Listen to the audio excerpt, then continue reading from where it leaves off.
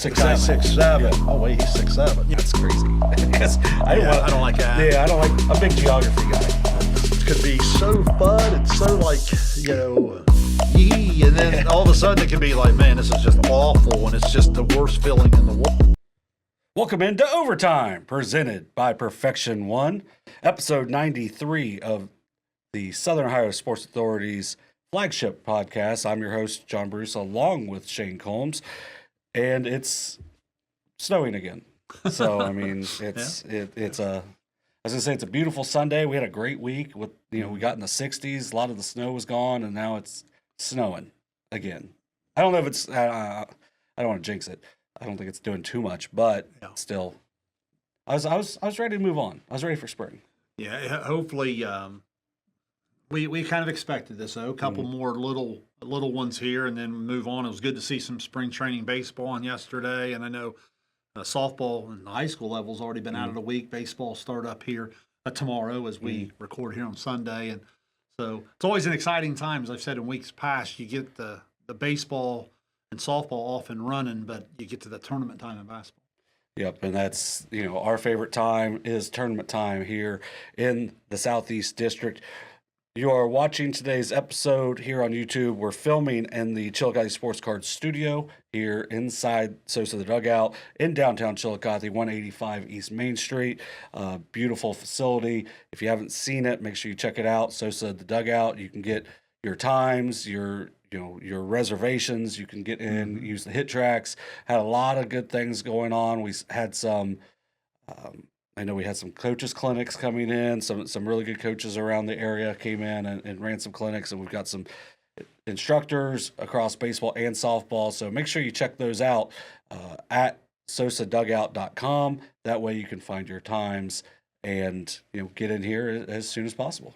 Yeah, no question. It's been a great facility. It's been interesting to follow how many different age groups and from how many different organizations or schools have used it to this point. It's been a widespread group of people, and I think it really showcases what we've said in terms of no matter what level of seriousness you are or what stage you are in your development, that it's going to fit for you and your friends. So make sure you check it out. Yeah, there's a lot of facilities around the area, and any chance you get a chance to use ours, we appreciate it. And we just want to see people get better for the spring sports. And as we've said many times on here before, the spring in the Southeast is outstanding. So any chance to just get better and better just means it's going to be even more successful. Had 2 state champions last year in softball. 2 baseball teams got to the Final Four. We'd love to see that duplicated and maybe improved on as well in the future. And if our facility can be a small part of that, then that's great. No question. Love being an ambassador of it all, and you're right.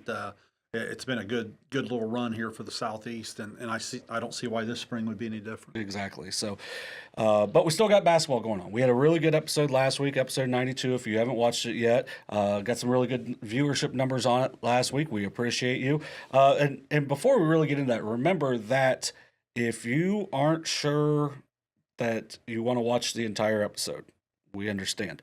That's why in the description below, there are timestamps that will tell you exactly what we're talking about and when. So we're going to start with a follow-up from last week, one of our discussions to start. We talked about, possibly moving to the shot clock. We talked about the quarter bonus. We talked about a variety of different ways the game is evolving. You said you had some really good feedback on that. It was a lot of fun this week. I was stopped 2 or 3 times at a game, and then I really got locked into a discussion that ended up growing to about 3 or 4 different people. And what made it so unique, John, was the age groups. So, one guy had probably played his high school ball 4 or 5 years ago, and then, someone else maybe earlier 2000s, and I played in the 90s, and we even had someone that had played more in the 80s. And we got talking about the quarter bonus. We got talking about shot clock and just all the stuff on the show. And they'd all listened to the show, which was neat. And they had opinions. But then what started out as a little bit of a joke turned into a really serious basketball discussion that I thought we'd follow up on here just to maybe get feedback, continued feedback from someone else. And that was how there's a lot of jump balls and junior high and so forth, because maybe the ball skills are not as good or the pivoting is not as good, some of the fundamentals. And that's a discussion for another day in terms of even to the high school level. I've heard people say, well, the overall ball handling or the overall just fundamental footwork of all the players as you get down to the fourth and fifth starters into your bench and so forth. I don't know that I disagree with that, but again, that's not what this discussion's about. The discussion is why the jump ball in terms of the rules that we discussed. And here's what had come up I want to get your take on. We started to talk about the physicality. We talked about the rule changes. And when you go back at least 20 years ago, certainly 25, 30 years ago for sure, we would be taught, and early in my coaching career, I can remember teaching, and I'll try to do a good job of describing this for our people that are on podcast app listening later in the week, but if you're on YouTube, obviously, we would be taught like this, elbows out. So like you'd chin it, we'd call it. And our elbows would be out. Now, we weren't allowed to throw elbows. So if I take my elbow and I, from the upper body, lead with my elbow and hit you, that's as dirty as it is now. So even then it was dirty. But when you would pivot, if you would pivot and lead with your shoulders, that was considered fundamental basketball. And I can remember once a practice, probably in our practices, but all seriousness, throughout this year, there would be a handful of times, man, you catch an elbow to the head, it would hurt, and it might be a very legitimate basketball play. And you were able to own space. Well, obviously, as time's gone on, the protection of the concussions and the safety and the different things, they wanted to take that out of the game. So what's happened, though, is, and again, we've come so far in the education of it. Like when you have Hoopsy on here later tonight, ask him about his junior year when he wore like 3 different uniforms and had his head wrapped finishing the Zane Trace game. And then the next night at Adena, when we were playing the back-to-back, he'd be like, man, I feel a little lightheaded or what. Well, like, for all I know, he had concussion. Right. I'm not a doctor. I don't know. But he obviously, in today's time, he didn't ever even finish the game the night before. Someone wouldn't have let him. You can imagine Hoopsy in the locker room, like them trying to tell him he's not coming back out to play the Zane Trace game. He'll fight him. Like, but my point is we've come so far with the education of the head injury that we've then looked at the fundamental as being, let's get the elbows down. What's happened is we've allowed the defender to come into that space. And as we teach our pivoting, I think that has a lot to do with it. Defenses simply did not come up inside or underneath you, I guess is the term I would use, to do that. And I think as a result, we've started to have more jump balls. I see it on defensive rebounds. We'll just let people come up and just beat the heck out of a defensive rebounder now, and they don't really have the ability to clear out because anything the offensive player does in a pivot of any physicality at all is going to be called on the offense. So I just wonder what your take is. I know you and I haven't talked about that much, so I know you're hearing it for the first time, but as you hear that feedback that I was getting, what's your take to that in terms of the jump ball and how it leads directly to what we talked about last week? Well, and it's I see a lot of times where people do just bring the ball down, like where you said chin it. Well, now it's balls down, and that's easy for someone to grab. And now the rule change this year, which some have got it, some haven't, is they're calling the jump ball even quicker because they want to protect from someone swinging and possibly throwing somebody. Right. Where, I saw one this week where in a game it was like 1/10 of a second, and somebody had like pulled it out and laid it in.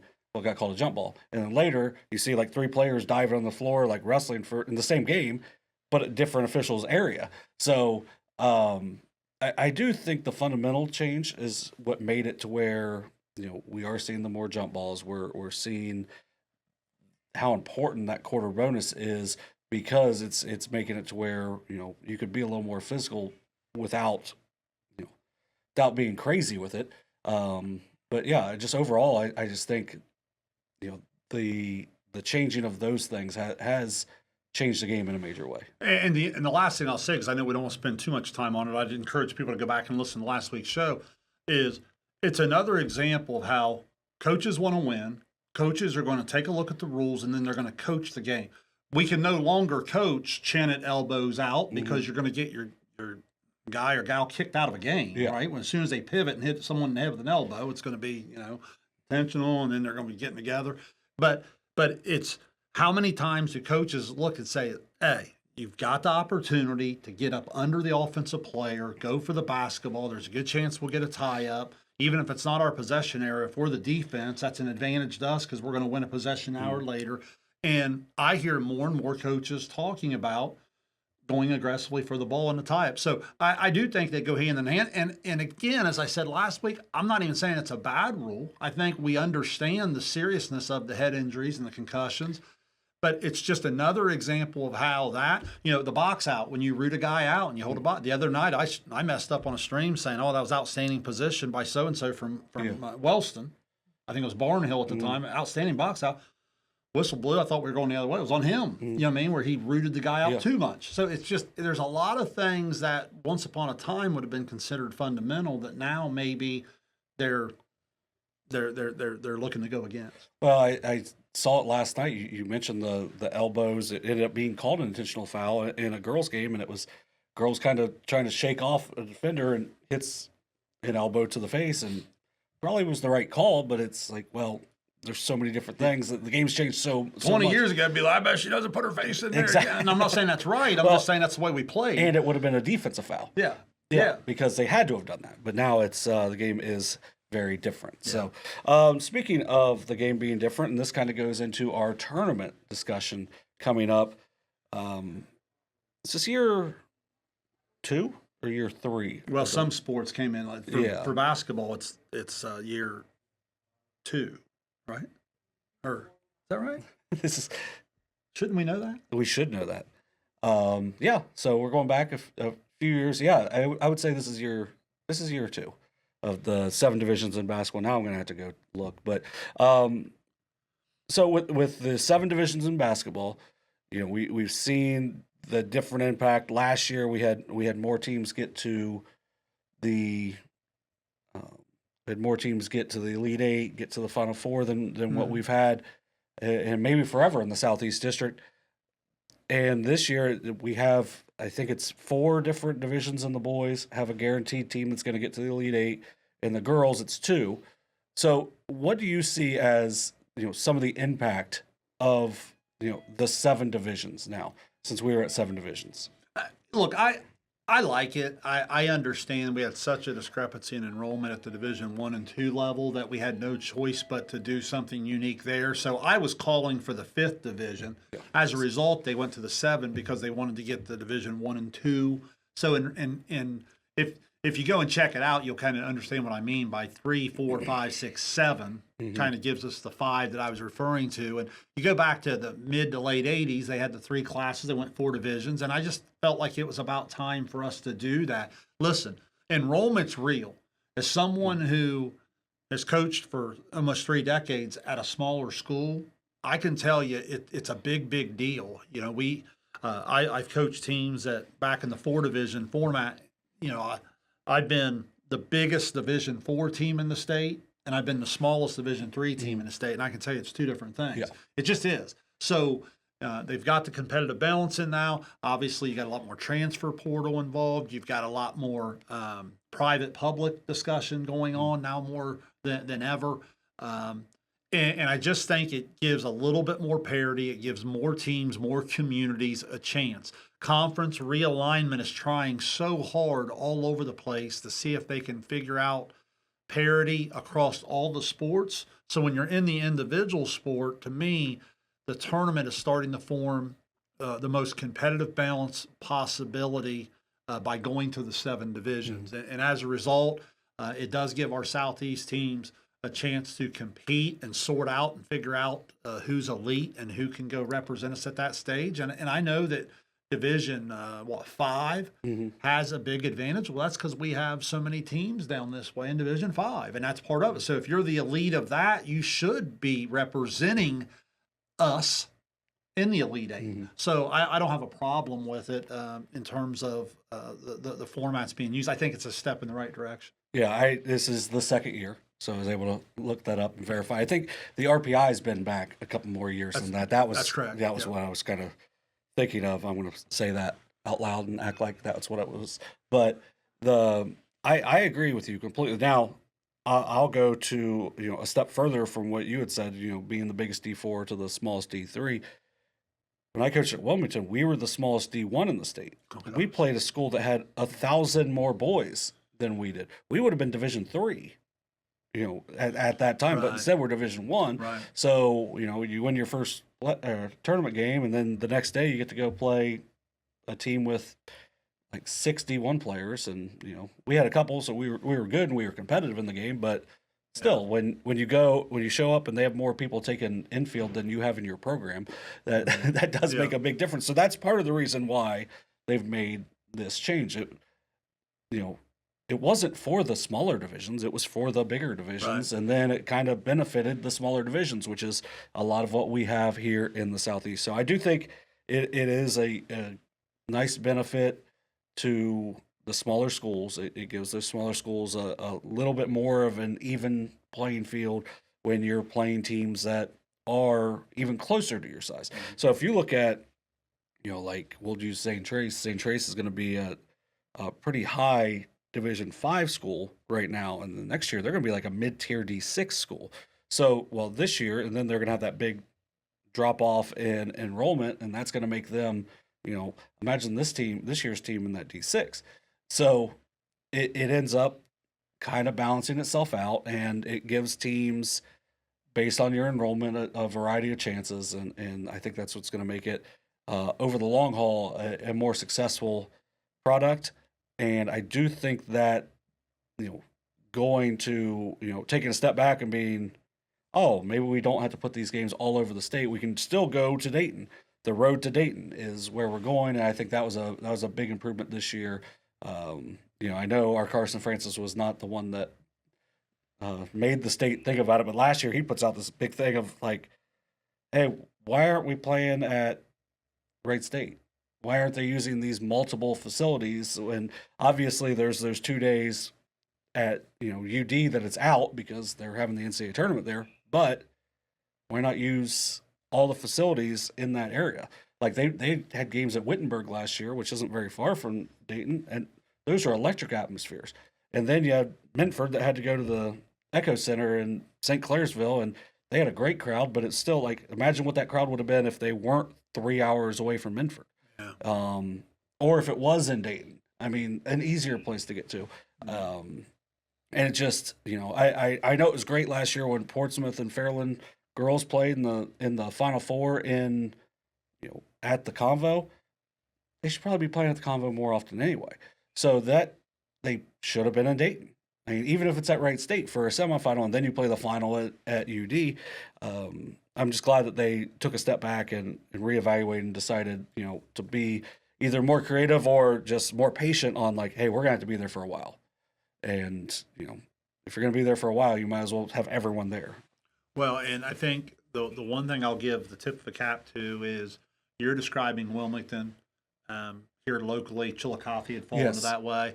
And then you're describing some things in the middle, and you're talking about a 5 and 6 getting that. Now all of a sudden, 7 gets truly the smallest school. Yeah. So whenever you put something together where it can have a Division 7, a Division 5, a Division 3 team all thinking, hey, that's a little bit better, that's a pretty good plan. Mm-hmm. Yeah. Yeah, and that's, you mentioned Division 7, and then you look at where like a South Webster is as a program, and they're playing in a league with a D4 team, and they are, up until the last few days had a chance to win that league. Mm-hmm. Just just says a lot about what their program's been able to do. But it goes back to the point I made about how conferences are scrambling, trying to figure this out because different schools are growing or downsizing at rapid rates. So the conferences, in terms of alignment, in terms of making it make sense for football while still making sense for baseball or volleyball or whatever it is, that's hard. Mm-hmm. Where at least in the tournament setting now, I think we've taken a giant step forward. I really do. Yeah, and it's a big improvement for sure. And then we'll see if our schools can continue to have success from it. So one of the things that we are going to look at this week, we're going to do our tournament preview on the boys' side. We did a little bit of it last week. It was more of like looking at it, breaking down everything. That's how we're going to do our show this week. This week is going to be boys basketball followed by girls basketball, but we're going to do a tournament preview, and that's what it's going to be. It's going to be the tournament preview, and We're going to go division by division, and that's where we're going to do different breakdowns. So any games that we may have done last week, any standout performances, that's all going to be in this area. So obviously, typically what we've been doing, I don't know why I said obviously, but typically what we've been doing is starting with Division 3 and going down, 3, 4, 5, 6, 7. And that's what we're going to do here as well. So let's start in Division 3, and I want to try to make sure I say this so it's really hammers home. 2 district semifinals. So the 8 teams will go into 4. Those 4 teams will play at the Convo, with the winners of each game will play a team from the East in the district finals. So it's the East-Southeast district, which if you look at the amount of teams in the East as opposed to the amount of teams in the Southeast, it is, Southeast has 8 playing for 2 spots, and the East has 5 playing for 2 spots. So that could be something to look at in the future as well. But if we're looking at, the geography, as we say I say in the, the preview or the start of the show, I'm not a big geography guy. I might have said I was. I don't know. But you can't, in the first round, Hillsboro at Steubenville. Are you ready to back off of the home court advantage? And I'm always willing to try something. Is that really needed in the tournament? Couldn't that be an immediate solving of the problem? Is get these back to a neutral site? Yeah, and I've said this for the last couple of years. The neutral site doesn't have to be, where for years it was Division 3 was going to Waverly. No. Division 2 was going to Southeast. You could take the 2 teams that are playing and say, hey, why don't you guys play here? Yeah. So you have Waverly, you have Southeastern, you have Jackson, you have Meigs, because Meigs was a location for a long time. Right. You have, 6 or 7, 8 locations, and then here are the dates. All right, well, McClain Logan Elm is a game this week. Okay, well, you guys are going to play at, they might go play at Zane Trace, because Zane Trace was a host for a long time. And we're going to try to find a place in the middle for you to play. If I didn't know any better, I wouldn't think there's a gym between Lancaster and Zanesville. Exactly. So, I mean, there is so many things that, they've tried that I'm okay with. This one, I just think I have no problem trying. I love the concept of the home court, but if you're telling me, hey, to get this, you're giving up this, then that's when you start to make choices and be like, okay, that was a good try there. I think I would go the other way. Yeah. And maybe you can say, all right, well, we're going to do this. And, if it's Miami Trace Jackson, we'll just say Miami Trace Jackson, you guys are going to play maybe somewhere a hair closer to Miami Trace. Or if it's Miami Trace Marietta, you're going to play in Chillicothe. So the home court is that you have slightly less travel. I don't know. Mm-hmm. But there's got to be a different way to do that, because I get it for baseball in a way, because that's what it was before. But even there, I think where you're going to have a Hillsboro at Warren, those are crazy trips. And I just think it's more beneficial to, have those places in the middle. I know we've banished the sectional talk, which not everyone has, by the way. I mean, I get so many things on Facebook from around the state, and it was teams are winning sectional championships. Well, why did some people get rid of it? Some people got rid of it 30 years ago.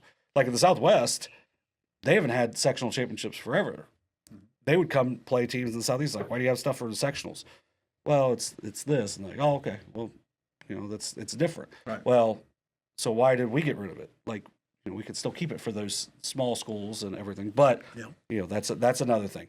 So I would like to see them change it up a little bit and keep those locations and have them be, sites in the middle, because that way because let's be frank, if you're going to, man, I'm glad I'm not watching this game live. It's been a foul the entire last minute on Ohio State defensively, and everyone's getting hurt, but they're getting called for the fouls. So if you're going to play at a place the student section might have an impact, but some schools, your home court advantage is so absurd, and it ends up making a huge difference in the game. Well, if it is that makes it a little more off balance.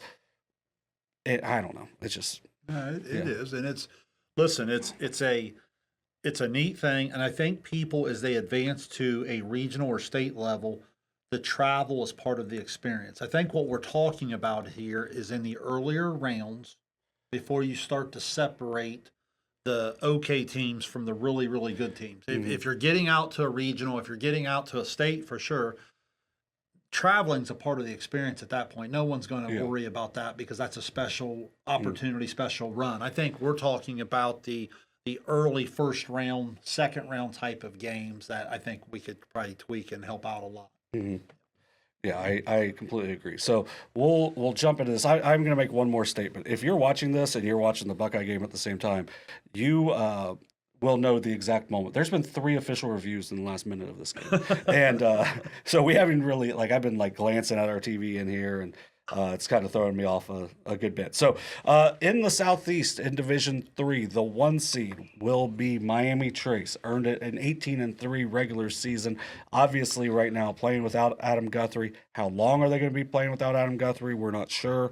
It could be short term. It could be long term. We're not sure. Coach Ackley talked to us about it a little bit on last week's coach's show. And it's just, great kid. We don't want to see any injuries at all. So we'll see if he's going to have a chance to come back. But this is still a very good team. We'll talk about that Unioto game a little bit later on in the Division 4, but this is still a really good basketball team. They're 3-1 without him. Well, they're phenomenal. As you said, 18-3, 10-0, and Guthrie right around the 15 points, 10 rebounds, first in rebounding, second in points there in the FAC, and so obviously he's the leader. He's what it all goes through, and rightfully so. But I think even when he was in the lineup, when they had lost those games in the middle of the year, I've enjoyed each time Coach has come on with you guys on the call-in show, and he's very transparent. He gives great perspective of his team, which I appreciate. And you could tell at that point in the year that they wanted to make a point to play a little bit faster. And I think they looked at it as look, we're not going to continue to play where we allow teams of lesser talent to hang around with us. And if you remember their response after those couple losses, they just started whooping people. So even with Guthrie, they were playing a lot faster and not missing a beat. Their point guard's terrific. The Gage Bowers, sophomore. I have him down here at the 13.6 points, 4.1 assists, and 2.7 steals. He's just been really, really good. Dynamic point guard that really shares the ball. And then you throw in athletes like Baker and Huffman and Phipps, and they've called on Armstrong to shoot it a little bit more for him with Guthrie out, and just a really, really good team. Now we'll give Unioto their credit as we get to Division 4. Yep. This is more of a Miami Trace perspective here. So I know Coach Ackley doesn't need me to come on here and give excuses, but I just wanted to paint a timeline for this Miami Trace team. They on the Thursday night, the 12th, I believe it was, he was hurt in practice, if I understood your interview correctly. 24 hours later, they go and they're playing their rival, and they pull away in the second half and beat Courthouse. They go on the road to Western Brown the next night. Didn't play great, got out of there with a win. Then they come back early in the week. They had their gold ball game against McClain, beat them by 30. Then they played a very talented Wilmington team on Thursday, won by 20. And then they went to the Unioto game on the road and just got blitzed. I mean, I don't know another way to say it. They ran into a buzzsaw. Unioto shot the ball great. Unioto's an incredible defensive team. If you haven't had a chance to see them play. And boys basketball, with the schedule they play, I mean, they give up 39 a game. It's kind of a silly number, really. And it was 40-14 at halftime, and you're just whoa. Yeah. But again, Miami Trace doesn't need me to make excuses for them. I just think that's where they're at that point. So now they move forward, and I look at this bracket. Tell me if you disagree. I look down here, and we'll talk about these teams: Athens, Marietta, Warren, and then before they get over there to a type of date with a New Philadelphia, a Tri-Valley, or Zanesville, I still see them as a heavy favorite in that. I think this team will regroup. I think they have outstanding point guard play. I think they're well coached. Boy, I would love to see Guthrie come back and have a chance by about the district championship round to play if they can advance there. But at the same time, I know that's a unique situation. I loved what Coach said about, hey, that's where we put people first in our program, and that's going to be a decision that's not made by any one of us. It's going to be far more qualified people to go. But on the basketball front, John, I really like what I see from the court. When I watched them against Courthouse, I really like what I see from Miami Trace, and I still see them as the favorite. Yeah, I think they are a very good team as well. So 4-1 since Guthrie's been hurt, so they've dealt with some different things. Just didn't shoot the ball very well on Friday night, and there could have been some tired legs because the rotation's a lot smaller. But I would still look for them to be one of the top teams here in the Southeast District, regardless of anything, because you have the outstanding point guard, and you've just got some really nice pieces all around as well. So they are the 1 seed. They will be hosting Athens. That will be, let me check my phone. That will be on Tuesday. Yeah. That'll be on Tuesday. So Tuesday will be the Division III district quarterfinal games. Yeah. And the winner will move on to play on Friday, which we are hopeful to have those live streams down at the Convo. We will know. We're hoping to know by now, but hopefully here in the next couple of days, if we'll be able to get down there. So, Athens, very young. They've got some nice pieces to them, but it's going to be tough for them. Was it 7-15 in the regular season? Yeah, 4-8 in the TVC Ohio. Meigs and Wellston, which we'll hit on them as they get to their divisions later. They share that. And Athens had a chance to see them 3 times this year. Young backcourt, talented backcourt, but a young backcourt that had some depth to it in that conference this year. So it certainly prepared them. I just feel like they might be heading into a buzzsaw there when they have to go on the road there and face that Miami Trace team. Yes, and then we'll just go down. We'll go down on the actual. So instead of going 1 to 2 to 3 to 4, we'll go to the 4-5, which will be Marietta hosting Warren. So at least not a long trip for Warren there. This is a Marietta team, very senior heavy, very good team overall. Yeah, they are. Listen, Warren at 12-10. They did play Marietta somewhat competitive throughout the year. I looked the scores up there, 51-43 and 75-66. Marietta did sweep the season series, but as you'd expect in a 4-5 game, the potential to be pretty competitive. Marietta at 18-4. They're coming off of a loss this past week to a very, very good John Glenn team, 62-61. So they play a good schedule. That's a really neat atmosphere if you've ever been down there for basketball at Marietta. So, but yeah, Warren at 12-10, the winning season.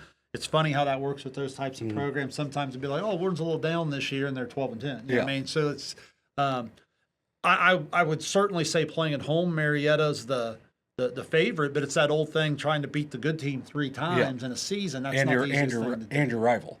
Yeah, that's times. right. Yeah, that's so right. So that'll be a third time for them, and those are schools that we'll have for sure in 2 years in our coverage area. Yeah. I would guess probably next year we'll start with them as well, as they will be going into the TVC Muskingum in 2 school years. So Marietta and Warren, keep your eyes out on that. Winner will face the winner of Miami Trace and Athens at 6:15 at the Convo. They'll open the Convo on Friday night with the 1 versus 4.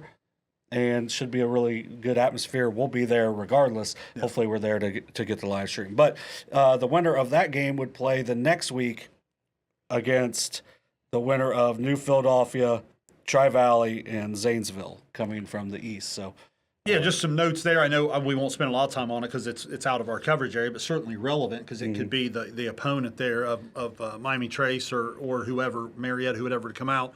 New Philadelphia gets that bye.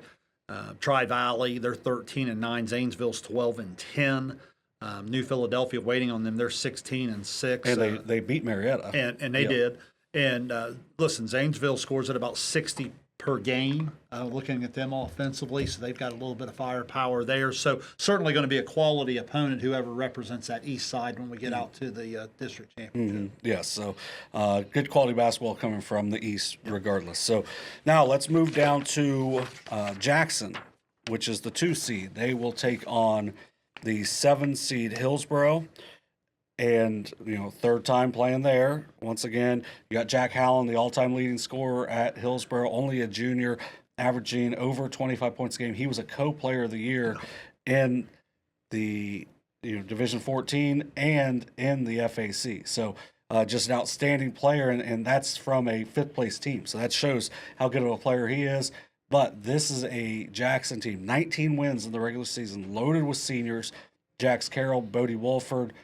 You've got your all-time winningest coach in Max Morrow. This is a team that they felt like they've left some food on the table the last couple of years. No doubt about it. And they are going to be ready to go when they host Hillsboro on Tuesday. Yeah, the biggest thing here is the balance of Jackson. You mentioned Wolford. I have him at 15 a game. Carroll at 11. Woodard just shy of 10. Jenkins at 8. Simon's about almost 7.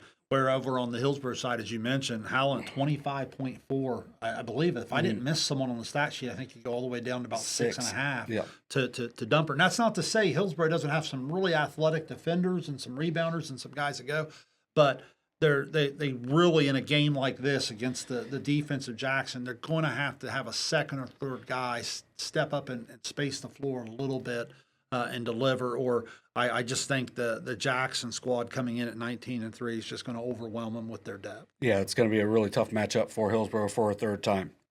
And this is kind of a sneaky first round matchup. Yeah. Sheridan at Chillicothe. Yeah. Chillicothe the 3.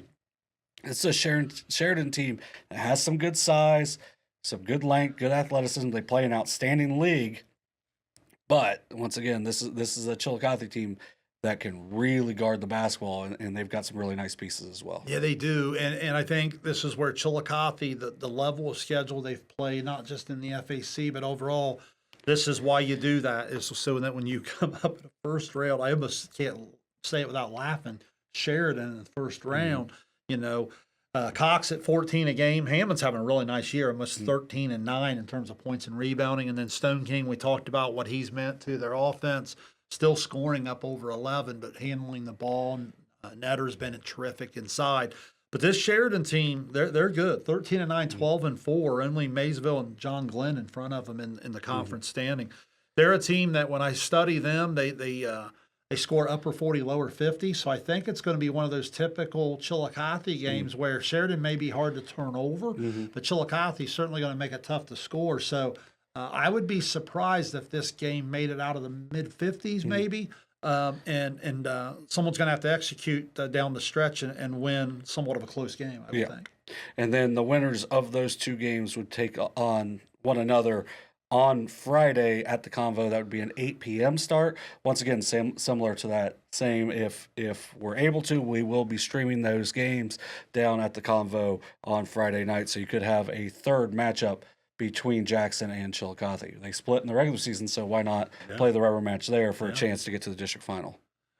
Yeah, and then when you look down there at the East, have you looked at this Steubenville team? Yeah. They 79 points a game. They're beating people by almost 30. They're 20-1. Their only loss is the 18-0 Willing Central Catholic.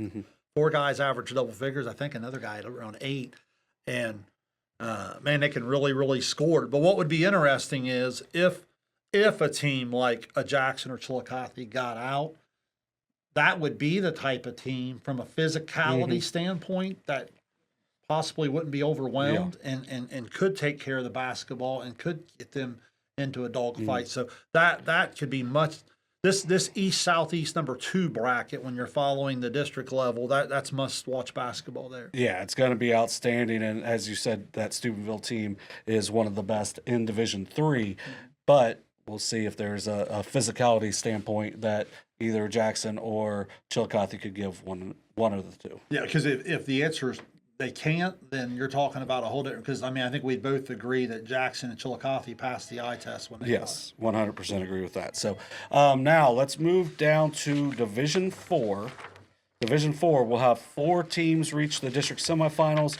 There will be 2 district champions, and this is one of the divisions with a guaranteed slot in the Elite 8. So keep your eyes on that. Should be some outstanding basketball. Let's go to the 1 seed. We actually had them on stream last week. The 1 seed will be the Circleville Tigers. As we mentioned, they win the Mid-State League Buckeye for the first time ever in the Mid-State League. Their first conference championship since they were in the South Central Ohio League, which hasn't existed for 10 years at this point, in 1983. How old were you in 1983? 6. I was not. So I was not around in 1983. So Yeah. very impressive season so far for Circleville. We had them on live stream on Tuesday. Nungesser is he's unbelievable. Coach Callahan, I thought, did a really good job in that game. You know, that's a Fairfield Union team that can play, and you know they get the lead. You know, Nungesser makes 2 huge plays late in the half. One, he gets a steal and layup. You know, up by 8. It could have been cut to as low as 5. But instead, he gets a steal, makes it a 10-point game, and that kind of made it to where they could run their stuff, and also, you know, they could run some time. And then once it was like, hey, we're going to go score now, they would run 30, 40 seconds off, and then they'd go into something. And they've got like 5 guys that can go just get a basket whenever, led by Nungesser. Yeah, no question. All year long, I've kind of had them certainly one. You know, at least a 1A, 1B type of listing in terms of the best team in our coverage area, in my opinion. I probably have sold some other teams short as the year's gone on. I've started to have them grow on me a little bit, but Circleville has kind of been a mainstay there at the top. They're long, they're athletic. A game you and Carson had the other night, you had a great call. When they shoot it like that, I don't know what you do with them because they're going to get on the offensive glass. They're going to guard you at a high level. They're tough to turn over because they're so experienced and so talented at point guard. They're going to be an extremely tough out because they are so complete. They're the type of team that if teams got it going one night, they probably would be comfortable playing a 71-70 game. But if the game went the other way, I think they could execute with you and beat you 41-40. You know what I mean? So it's one of those really complete teams that I think are pretty prepared to make a deep tournament run. Yeah, it's a team that's playing a tough schedule, tough non-league schedule as well. They've you know, gotten the really good non-league wins over at Unioto, at Miami Trace. Then you go out and you beat a London team that's at least solid. You know, it's just, you know, they're a team that is going to be tested.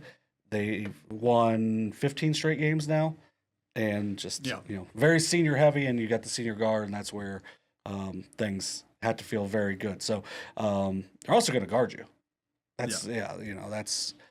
As you mentioned, when they shoot it, that makes them really scary. Well, they're going to guard you with the combination of quickness, length, athleticism, and physicality all wrapped into one, and that's what makes them so good on the defensive end. And I think like Riley Jenkins has really grown in the last year defensively, as he did a great job in the post in that Fairfield Union game where they're going to play a lot through the post. So let's go down that. They won't play until the Convo. They play at the Convo next Sunday. Which is part of the reason why we're going to have some, like tonight's Haynes-Stoll Healthcare Coaches Call-In Show is going to be the last one of the winter season.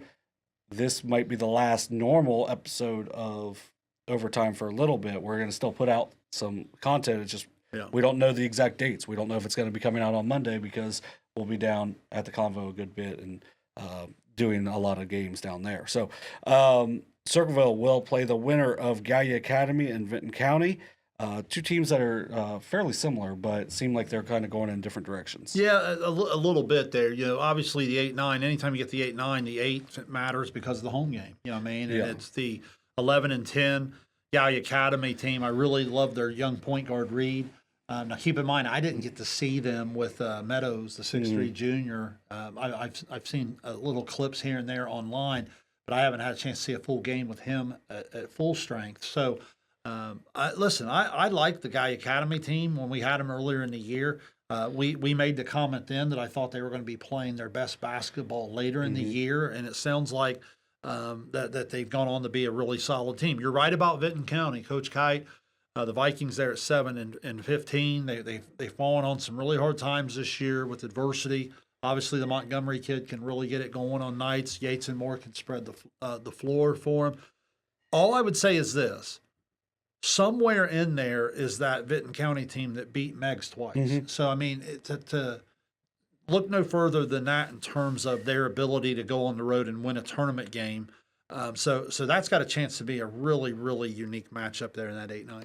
Yeah, and this is a Gallia team that's played in a really tough conference, but I don't know if they have wins as good as those 2 Meigs wins. So, should be a fun guard matchup, as you mentioned, Ty Reed.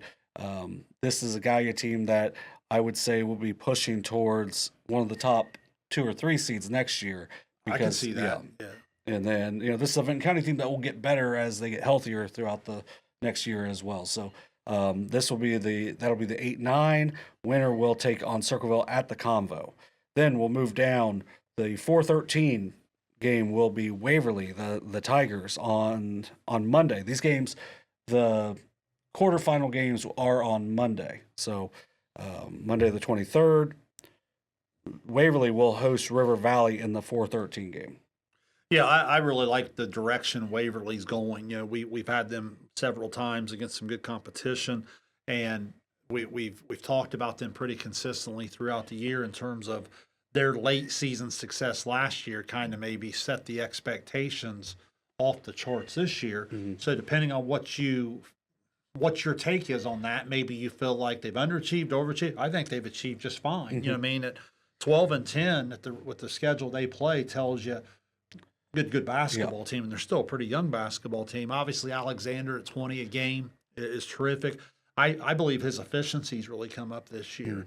And I've said in the past, like with Kazee and McBride, when they can give them some different shooting and defense and quickness, obviously the athleticism of Russell, the size and versatility of both Myers, it's a good basketball team. And I think that'll be one. River Valley has its hands full. But again, River Valley's kind of a sneaky team. Mm-hmm. Again, the TVC Ohio's had a little bit more depth to it this year. River Valley's had some nice wins, come in at 9-13. I would label River Valley just dangerous enough that if you're Waverly, I would remember what you did last year as the underdog, and I would probably try to use that as a learning tool to not be peeking ahead at any one opponent. Yeah, that's a huge key for them because they made that nice little run last year to get to the Convo, and we'll see if they can protect themselves from that when they play that lower seed that has had a couple good wins this year as well. So then we'll move down to the 5-12, which will feature New Lexington at the 12 at Fairfield Union. Kudos to Fairfield Union. They put up some points for the first time in what seemed like a long time in a win over Bloom Carroll on Friday night to finish their season on a winning note. It's not the easiest matchup for them. No, it's not. Look, New Lex, their record's not the greatest. They're 6-16, but they do have some guys that earlier in their career were on some pretty good basketball teams and have been around some success. They play against some pretty good basketball competition. But, man, so does Fairfield Union. I think Fairfield Union's a team that, again, probably – I don't know. They are what they are, but sometimes they get a little bit of criticism where I don't know if people appreciate who they play against. I mean, they're 15-7. Well, 5 or 6 of those losses are against some phenomenal competition. And scoring the basketball in that conference isn't always the easiest thing to do because you have a lot of disciplined programs that run the clock, they defend well, they take care of the ball, they have good guard play. I think this gives Fairfield Union a little bit of a better draw than they had a year ago. I really do. I think they're in a position where they could probably fly under the radar a little bit here, and if they find their rhythm, as you said, right here at the right time, they become a dangerous team to get out there and face Circleville, and that's why I say it's a great opportunity for Waverly as well. But I just wouldn't look past Fairfield Union at all. Yeah, Fairfield Union with 15 wins on the season. Feels like scoring at times has been part of the issue, but as you said, that league makes it really difficult to score. They have 2 seniors on the roster. Only one really gets any playing time, so they're still a very young team. So this is a Fairfield Union team that's, them and Waverly are going to play most likely, if they take care of business in the first round, they'll most likely play at the Convo in a district semifinal. Next year, don't be surprised if they're playing in a district final or even a regional game next year because of where these programs are both going. The Klein matchup against the front line of Waverly could be a unique matchup in terms of athleticism. Some really good matchups there to watch. Webb, Maynard, Clark, some of those guys for Fairfield Union will be very valuable in their ability to knock down the perimeter shot. Yes, and a reminder that will be the 3:30. Let me say 3:45 start on next Sunday at the Convo for the district semifinal there between the winners of those games. Now we move down To the 2. The 2 will be Unioto. Unioto finishes their regular season 18-3.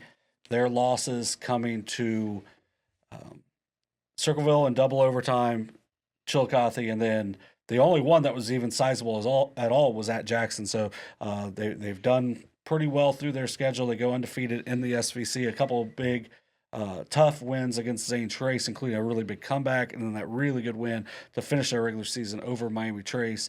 They've been an outstanding team. And Blake Fitch just passed Logan Swackhammer to become Unioto's all-time leader in assists with, I believe it was 419 and counting, which with that game, I haven't seen the official stats yet, but I had him for 9 assists in that game, so it would be at 428.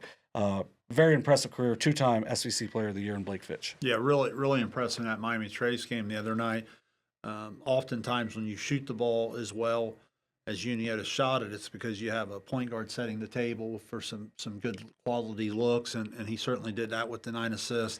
Before it all said and done, going to be up over 1,200 points, over 400 assists, and Welch and Coy have really added a nice. That's good to see Zikafu shooting the ball well here. Obviously, his energy is never a question, but when he starts to knock down the perimeter shot, it's almost like his energy goes to even another level, which is kind of dangerous. Mitchell provided the double-double in the Miami Trace. And then the bench doesn't give you a ton of offense, but Unioto's identity has been the defensive end all year long. And if they're going to make a tournament run, it'll have to be behind the ability to defend. And their bench certainly led by their senior Long, and the young kid Harsha. But I guess earlier we talked about it from a Miami Trace. If we're going to give Unioto their credit, that's an impressive win. I mean, it's not like you caught a Miami Trace team at the right time and you beat them by 5. You're up 40-14 at halftime. That's like a wow moment. Yeah. Well, and the thing that stood out to me the most was in that game, Blake Fitch had 6 points. He was the only starter that was not in double figures. So everybody else had really big nights, and just overall, they do it without their best scorer statistically scoring. So that's what made that one even more impressive to me. Now, the biggest thing some of these teams are going to deal with, Unioto, I see, is going to deal with it, is all the time off. You know what I mean? They were unable to get that 22nd game scheduled, is my understanding. So now you're going to have some time off with the bye while you wait on Logan Elm or McClain to do battle in the 7-10 game. But that'll be something you have to manage, where you're going to go from Friday all the way to the following Sunday before you play a tournament game. You don't love that. Yeah, and one thing for them, and it didn't bite them the other day, but they got severely out rebounded by Miami Trace, who still was very long. That was the problem in the Circleville game as well. Yeah, so they got to figure out something rebounding wise, and the big thing is going to be how well can Mitchell play. He was really good in that game against Miami Trace. He was really good in the Chillicothe game. He's been really good in big games for them. Like if you look at this first matchup, regardless of who they play against, they're not going to be outsized in it. But sometimes it's the matchup thing. Like if you look at their struggles in the first half against North Adams, sometimes it's the ability to spread you out the way a Logan Elm type of opponent could. Now, they obviously made the adjustment and held North Adams to 14 points in the second half. But those are some things. I think you point out some things that are really fair there. Yeah, still an outstanding team overall. 18 regular season wins. They will take on the winner of Logan Elm and McClain in the 7-10 game. That game will be played at Logan Elm. As of now, I'll have the updates and story from that one. That one should be a fun matchup. This is it's a Logan Elm team, a lot of seniors. They really shoot the ball well. Playing against a McClain team, not very many seniors, but they really shoot the ball well as well. So both play in strong leagues. Logan Elm ends up finishing third in the MSL Buckeye. McClain didn't get a league win, but overall, this has a chance. If Logan Elm looks ahead, McClain can get him, because McClain goes on the road earlier this year and beats a really good Zane Trace team, and they've shown that they can really hang with some different teams. Yeah, Bell comes in averaging 10.6 and Lovett at 9.1, and McClain, you're right. They've played some really, really good teams this year, so I don't think they'll be intimidated by the matchup. You know what I mean? They'll go in battle tested and ready to go. I really like this Logan Elm team, though, and following them as closely as we did last year, and then them returning the majority of the roster, graduating the elite player. You're not lying about old. I mean, when you look down through the seniors, 1, 2, 3, 4, 5, 6, I think Neff, Seymour, Bennington, Bailey, Patton, Palmer. I mean, even the Russell kids, the juniors, played some varsity, can shoot the three. So they're an old team. They're guard heavy. They're versatile. They'll spread you out. They can cause matchup problems.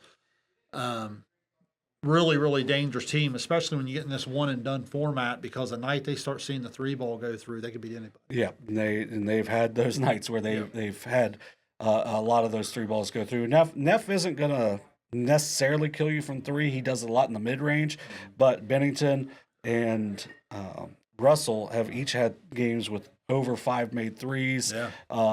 They've made over 10 threes in multiple games this year, and that can be the ultimate equalizer, especially when you get 2 tournament play. So they will host McClain on Monday. The winner will play Unioto at the 5:30 slot next Sunday night at the Convo. Then let's move to the 3 seed. The 3 seed will be the Washington Blue Lions. Noah Haithcock was one of the top players in the Southeast District. He was a first teamer in the division or District 14. He's just overall, he does so many things. He plays both at his size, which is 6'6", but he also can handle the ball, and he can really pull you out and make things difficult because he's such a good all around player. I was really thinking about this last night, so I might be missing someone. And I think it's because this is out of respect to Jackson, Miami Trace, Chillicothe. I think that Noah Haithcock might be the most underappreciated player in our entire coverage area. I mean, as you said, 6'6" senior, 13.5 points, 8 rebounds, 4.5 assists, leads the league, by the way, in that stat. About 1.5 steals, 2.5 blocks, leads the league. So you're talking about a kid that can guard 4 or 5 positions on the court. He can play positionless basketball on the offensive end. He can really score it. He can set it up. Got his team to 5-5 in conference play. Keep in mind they beat Miami Trace one time in a non-conference game, and the FAC is just really, really good. And I think because of that, maybe people outside the FAC don't realize. I think inside the conference he has everybody's respect, but I think outside the FAC, not enough people understand just how good this young man is.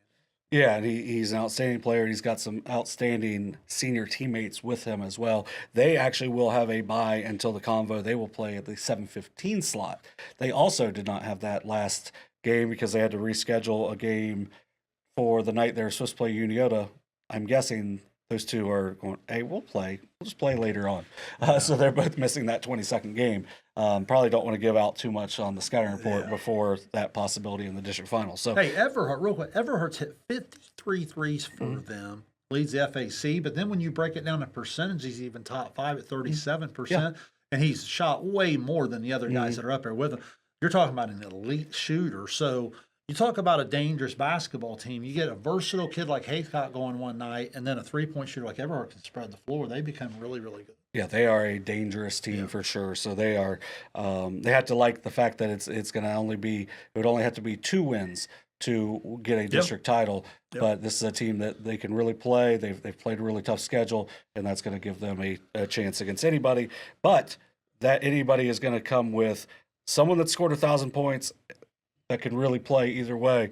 They will play the winner of Meigs and Westfall, who will play on Monday night. Meigs, congratulations, Carson Davis is committed to Cornell. I mean, if you can go Ivy League in just school, pretty impressive. You can go to Ivy League as a player, and also Meigs wins the TVC Ohio. Once again, they get a co-share of it. So it's a Meigs team. They get a home game with a chance to possibly move on back to the Convo, where they fell last year in the district finals in overtime. And, they will host a Westfall team that we had the stream of earlier this year. They beat them by 10 at Westfall. Westfall's got Joe Ray, 1,000-point scorer, getting close to 1,150 on his career. Him and Brian Craig, a really dynamic duo. Yeah, they really are. It's a fascinating matchup because Owen Tracy, point guard of Meigs, is a terrific player. Buechler obviously can spread the floor. That game that we had on the stream, really weird first half, third quarter. early fourth quarter. Meigs looks like they're going to just blow it open up 20, and then back comes Westfall.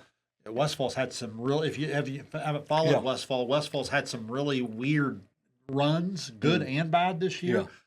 So look, 7-15. The record's not where a lot of people who follow SVC basketball would have thought it to be. But man, when you come down to a tournament setting, a one and done format, you have this duo. They're going to have the ball in their hands quite a bit. Meigs isn't a real deep team. And on a given night, you're talking about two guys that go for 35 to 40 together and give their team a chance to win. It's just dangerous enough, I would think, to have Meigs' attention. Yes, I would think so as well. So that's going to make it to where it's going to be, Meigs has to be locked in that situation, because this is a dangerous Westfall team, as you said. And they had, I think, 3 possessions down by 1 against St. Trace in the last 30 seconds, and Ray had fouled out, so without their point guard, and ultimately that ends up costing them the game, and almost beat them. Then they beat Adena, and they had a nice finish to their season, and it's just that's to me a really interesting first round matchup. Again, what makes this bracket so interesting is you have your favorites, but you have 3 or 4 teams that can realistically win a district championship in that bracket. And anytime you have that, it's kind of fun for the fan to watch. Yes, I agree with that completely. So let's go down to, we're going to jump down to Division 5. In Division 5, you will have 4 district semifinals, just like in Division 4. Very similar in Division 4. 2 district champions and a guaranteed slot in the Elite 8 there from Division 5. And if you really look at, if you put it all out on the whole region, it would probably be a considerable upset for the Southeast to not get back to the Final Four in that, because just RPI, Martin RPI as well, most likely the top 5 teams are coming from the Southeast. So you like that chance if you get that matchup in the Elite 8. Last year we had 2 teams played each other in the Elite 8, with Minford ultimately moving on. I would love to have seen it, take on those East teams in the semis, but you understand it rotates allegedly every year. So this year we will see. So now we'll go into the number 1 seed in the Southeast 1 will be the Chesapeake Panthers. They came into it the OVC runner-up.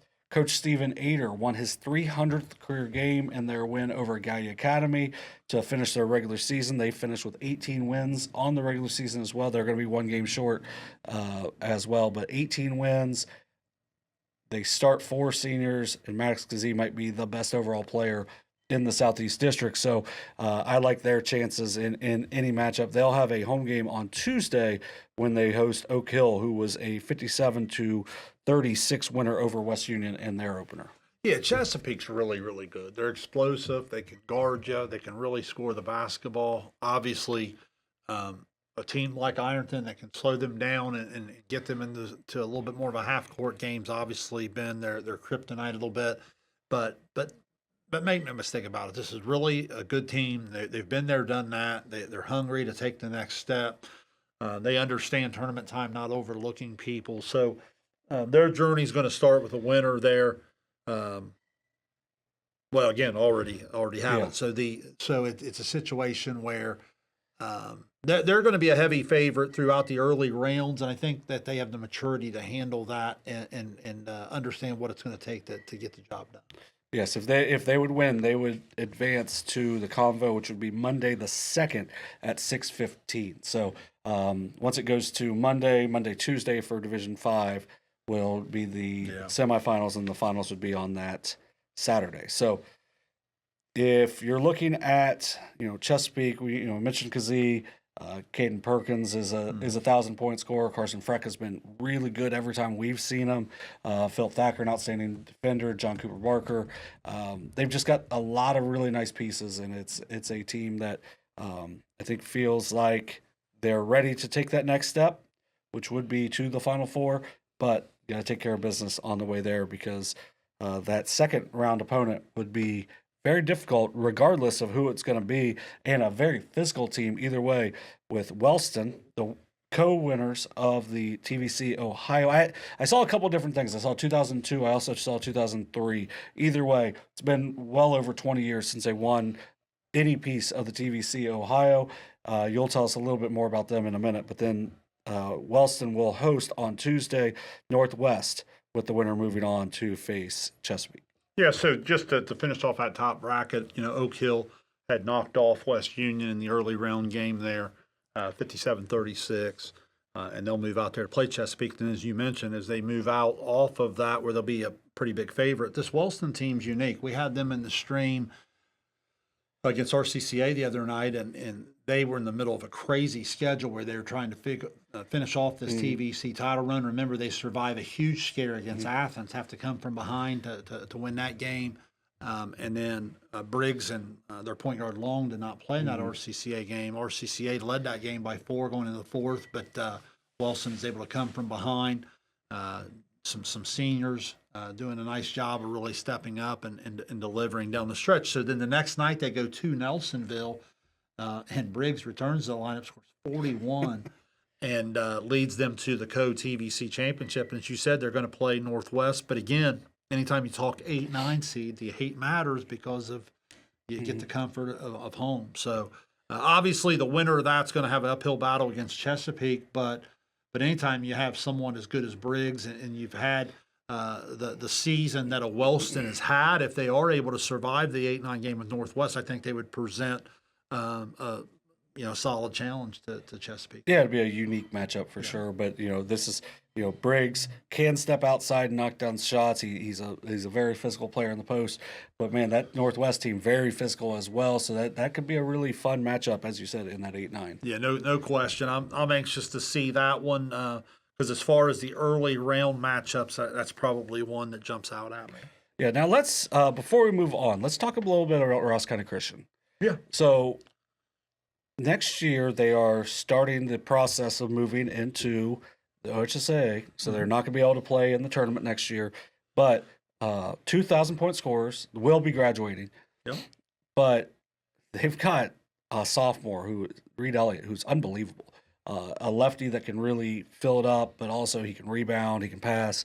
What do you like about what we've seen, the couple times we've seen Ross County Christian? I like that over the last couple years, Coach Hughes made a fun style basketball. Because again, he's trying to sell his program. Yeah. So they have a fun style basketball. They get up and down the court. They shoot the ball. I feel like this year they've improved on the defensive end just from a physicality standpoint.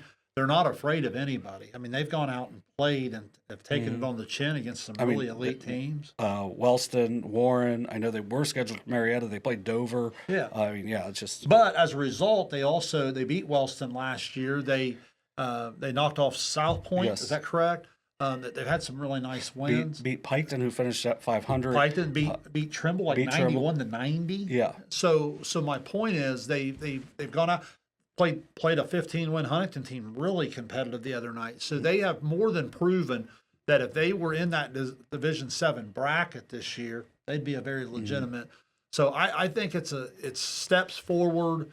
That final step's sometimes the hardest step to take. They'll have to go through that tough year next year. But I think what's happening, John, is younger kids that are going to school there and growing up, I think this is the final piece of the puzzle. Now, if you can show them, hey, you're going to have an OHSA opportunity in some of these sports that we offer, that's from what I understand where the enrollment, what they're hoping in the future in the 9th, 10th, 11th, 12th grade will match a little bit more what they're seeing in their elementary. Yeah, because there's kids starting around the Ross County area that have went to school there, and now if they can see, we can play in the state tournament, maybe we'll stay there instead of moving over back into the public school area. So, we appreciate them having us on Thursday night, and we look forward to seeing them in the future. Good to be back up at OUC. What an incredible facility that is in desperate need of just more use. Yes. And it's an outstanding facility, and it has been for a long time. So now we'll go back into Division 5. The 4 seed will be Eastern Brown, the SHAC 1 champions. They win it with a 12-1 record. Their only loss was a 28-26 loss to Fayetteville, where they missed a late 2-point conversion to tie. And they really, outside of the loss at Waverly, had a really nice second half of the year. They only lose to Williamsburg as well, who finishes undefeated. So, I mean, their losses were to really good teams. It's a well-coached team, very junior-heavy. Only the one senior that plays a lot. But overall, this is an Eastern Brown team that I think is a really tough matchup overall. Yeah, I know you're not supposed to look ahead. You know, when I do this as a fan, I look down here at my paper and I look up and I think to myself, man, would that be an Eastern and Zane Trace, matchup? That would be an outstanding basketball game. Eastern kind of has that double-headed monster at the point guard with Kane Dotson, the more traditional point guard, and then kind of that point forward in Pinkerton. I think he's really, really good. Again, another underrated player in our coverage area. Because they have some guys that can really put some stats up that jump out. Like if you watch them play, you're like, man, that Pinkerton kid's really good. And I just think that versatility will go a long way against Nelsonville York. Nelsonville York's a team that has kind of battled some injuries throughout. They found themselves kind of in the middle of the year and really played some good basketball. They were one of those teams that didn't win the TVC Ohio, but kind of played a role in who did here and there in terms of eliminating some other teams throughout the process. But no, I really, really like Eastern. I know we'll talk about Zane Trace in a second. And that's where I get guilty as a fan looking ahead when I see matchups like that. I think it could be the matchup on the entire bracket. Yeah, not a lot of seniors are going to be on the court in that Eastern Brown and Nelsonville York game, but they probably wouldn't be surprised that they're guarding each other on the interior as well, because they can both really play inside. But if Nelsonville, well, let me correct myself, they're a big banger. Inside as a junior. I got it mixed up for a second, but Nelsonville's got to tighten up defensively, because that's kind of been the thing. Just they'll go up points, but man, they've got some really talented sophomores, and then they're playing that really talented junior class of Eastern. That could be a kind of a sleeper, interesting first round game. And then you move on down. Well, and we didn't even mention Matthew Dick, who was first team all district. He's been outstanding for Eastern Brown, and really his first big time varsity minutes. He's got some really good size. He's got nice footwork, and he really finishes at a high level on the inside. But let's move down to someone else that finishes at a high level on the inside. The District 5 or Division 5 District 14 Player of the Year, Gunnar McCullough and the Zane Trace Pioneers. They will host Lynchburg-Clay, who has a 1,000-point score of their own, in Denver Clinton. That'll be a Tuesday night game in Kinnickinnick. That one should be outstanding. Yeah, no question about it. When I said that a second ago, I wasn't taking anything away from Nelsonville, York, or Lynchburg, because those are two teams that are more than capable on a given night of pulling the upset. You're right. I think that the Lynchburg team is proven, led by Clinton there, to the 6'3" senior, to do some really nice things. But assuming Eastern and Zane Trace move out, you're right about Zane Trace. Someone like McCullough on the inside, the motor he plays with, the size and versatility of Stewart. I love the point guard play. Barry and Stevens, their maturity to get them in what they need to get into and when they need to get in there. You've added in the likes of Johnson and Williams, thank you, to give you the size and athleticism needed to play in a game like that. And I think that bracket, because of that, has a chance to be real dynamic with two of the deeper teams in our area. Yes, I agree completely. And then if you just look at that entirety, you've got Wellston, who's won a league, Eastern that's won a league, and then you've got two really good second place teams in Zane Trace and Chesapeake. This is just an outstanding district, and really there's going to be a battle-tested district champion coming out of this, no matter what. No question about it. So those first round games will be on Tuesday. I guess second round games will be on Tuesday. The district semifinals will be on the following Monday, 6:15 and 8 o'clock, and then the finals would be on that next Saturday. So that'll be the first part of Division 5. So let's go to the bottom half. Leading off, the 2-seeded, the OVC champion, Ironton Fighting Tigers. What a season for the Fighting Tigers. Yeah, really. What impressed me about them is they have athletically been able to get in a couple of games that had a little bit more pace to them and compete just fine.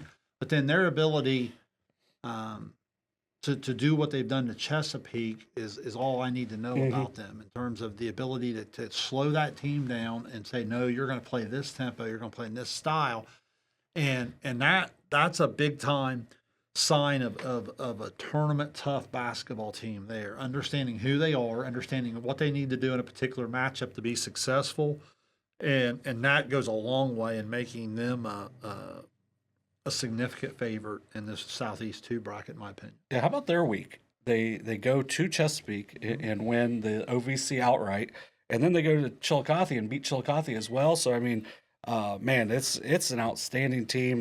They're led by Ashton Lane, 19.6 points, 9 rebounds a game. I would think he's going to get some big time postseason accolades as well. Then you got Bryson Mullins, 12.7 points a game. Maddox Markle, 9 points a game. He's the only senior in their top 5 scorers. Steven Eisen, Caden Edwards also averaging 6.6 points a game. But man, this is a team that can really guard you, and they've got a variety of athletes that can do it. And then, as you said, they've shown that they can play up tempo as well. Well, and then in the bracket with them on the Friday night, you already had the first round game played this past Friday night. Colgrove defeats Alexander 59-47. So obviously Ironton be a big favorite in that particular matchup, and that takes us to Portsmouth and Pike. And again, these are two teams that in their respective conferences were just kind of hanging around on certain nights, had proven to be really, really tough opponents. Probably early in the year, maybe left a couple things on the table, but as the year's gone on, they've kind of started to show themselves as dangerous teams. So that's a 7-10 matchup that's kind of a coin flip type of game. What's your thoughts on that one? I just think, Portsmouth's going to have to make some shots from the outside, because if they can make some shots from the outside, then that's going to make Piketon have to get out of their zone and guard them man-to-man.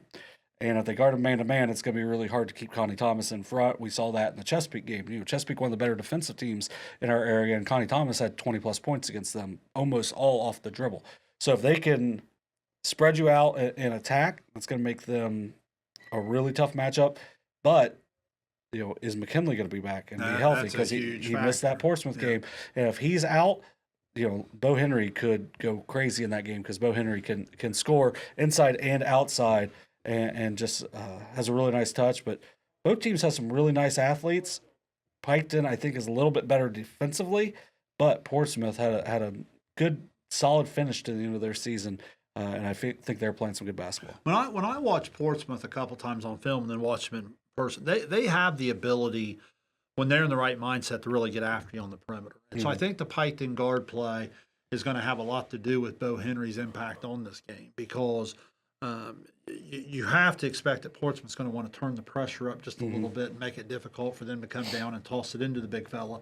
So I think Piketon's ability to space it, shoot it when necessary, but more importantly, take care of the ball and make sure that they're playing inside out through Henry. I think that'll be a big, big key for Piketon playing on the road in that. Yeah, that one will be a Tuesday night matchup. And remember, if they face off with Ironton, that would be on the 3rd, which would be a Tuesday, and Portsmouth did beat them at Portsmouth. Daquan Woods hits a jumper at the buzzer to give Ironton their only league loss of the season. And I do want to say one thing for Ironton.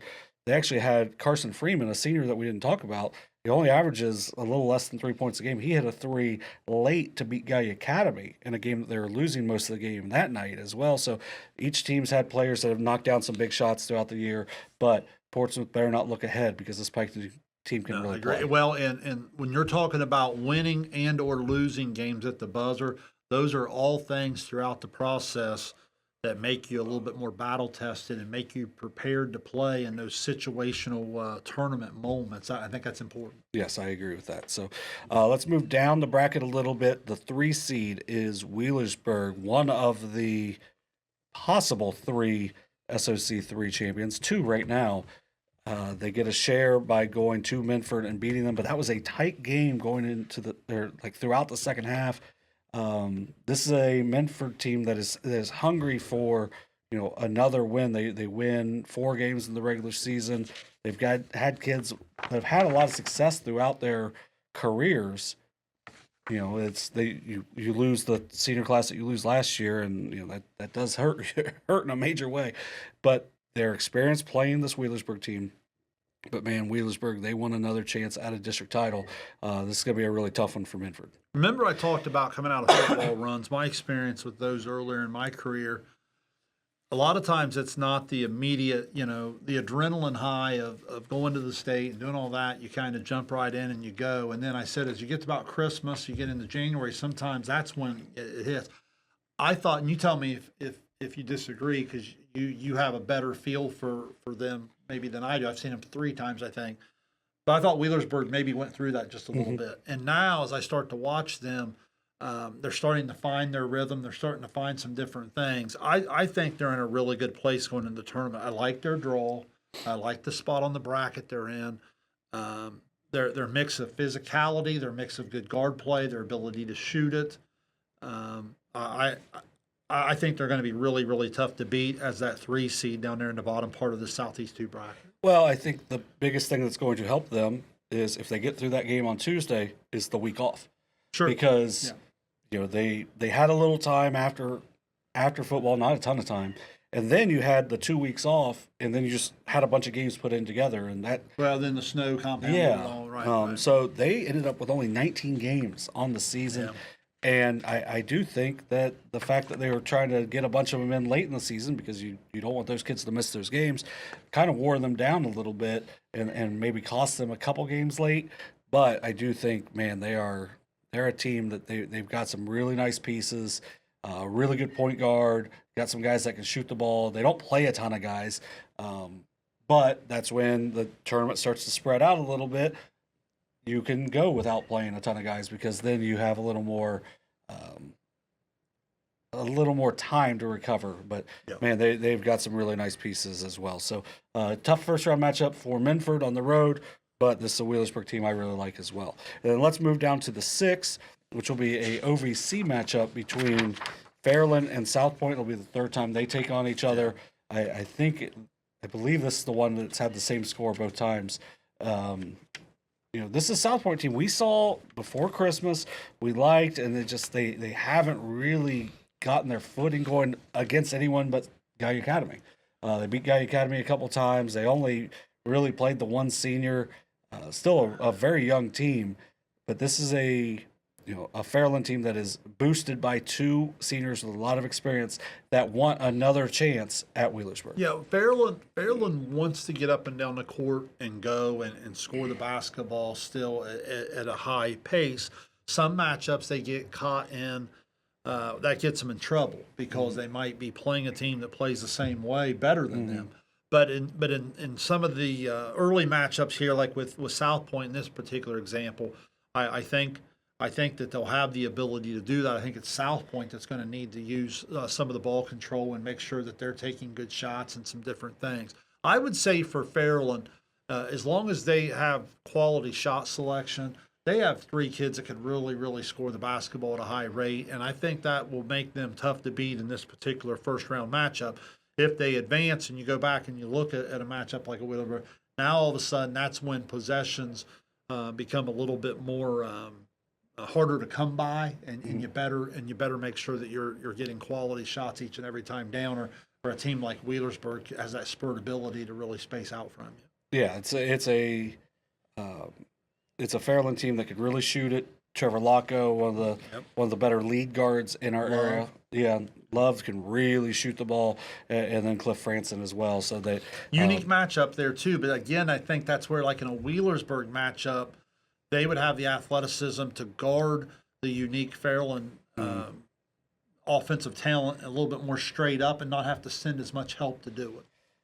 And if we get that Fairland Wheelersburg rematch from last season where Wheelersburg pulled off the upset at Waverly, it would be Tuesday at 8 p.m. at the Convo. A big night there at the Convo would be likely, Ironton playing the winner of Pike and Portsmouth, and then Wheelersburg most likely taking on Fairland or possibly South Point on that night. And the winners of that will play in the district finals on that Saturday evening. So that's Division 5. let's move down to Division 6. In Division 6, you've got 4 district semis, 2 district champions, and a guaranteed slot in the Elite 8, just like Division 4 and 5. This is a spot where last year Eastern Pike got out to the regional final before falling to state champion Monroe Central, who's still lingering on that side for the East. Not as good, but they're still very good. But yeah, this is a bracket that the 1 seed will be the Peebles Indians, and they will be the 1 seed. And is your bracket showing with no Belpre in the 9? Yeah, but Yeah, I mean, so- I just kind of knew. Yeah. So Peebles will be the 1 seed. They will play. At Waverly in the downtown arena. They will not play until the 2nd. So that will be Monday the 2nd. So they have an extended layoff as well. They will take on the winner of Waterford and Belpre. Belpre just knocked off Waterford to end Waterford's extended win streak late in the season. So that'll be the 3rd time those teams play each other. That's going to be a big time matchup. That Peebles team, though, is built for an extended run. I do. I really like Peebles. I mean, I know when we had them there late in the year, that they lost and ended up falling short of their chance to share the title in their league. But this is a really, really talented basketball team. They can score it from a lot of different places. They can shoot the 3. They can score it off the dribble. As long as they just stay connected on the defensive end and they don't take. Sometimes when you play that way, what you have to fight against, John, is that, we'll just outscore you. Mm-hmm. And what happens is if you get a little sloppy in a 2 or 3 minute segment where you're not taking care of the basketball, takes poor shots or different things, you allow teams to kind of hang around. And as you get deeper into the tournament, you start to play some really good teams. That's how you get beat. Mm-hmm. So I think for me, I don't doubt Peebles' ability to play on the offensive end at all. I just want to see them really connect on the defensive end. You play fast, so sometimes you give up more points than some of the elite teams around the area, and that's okay.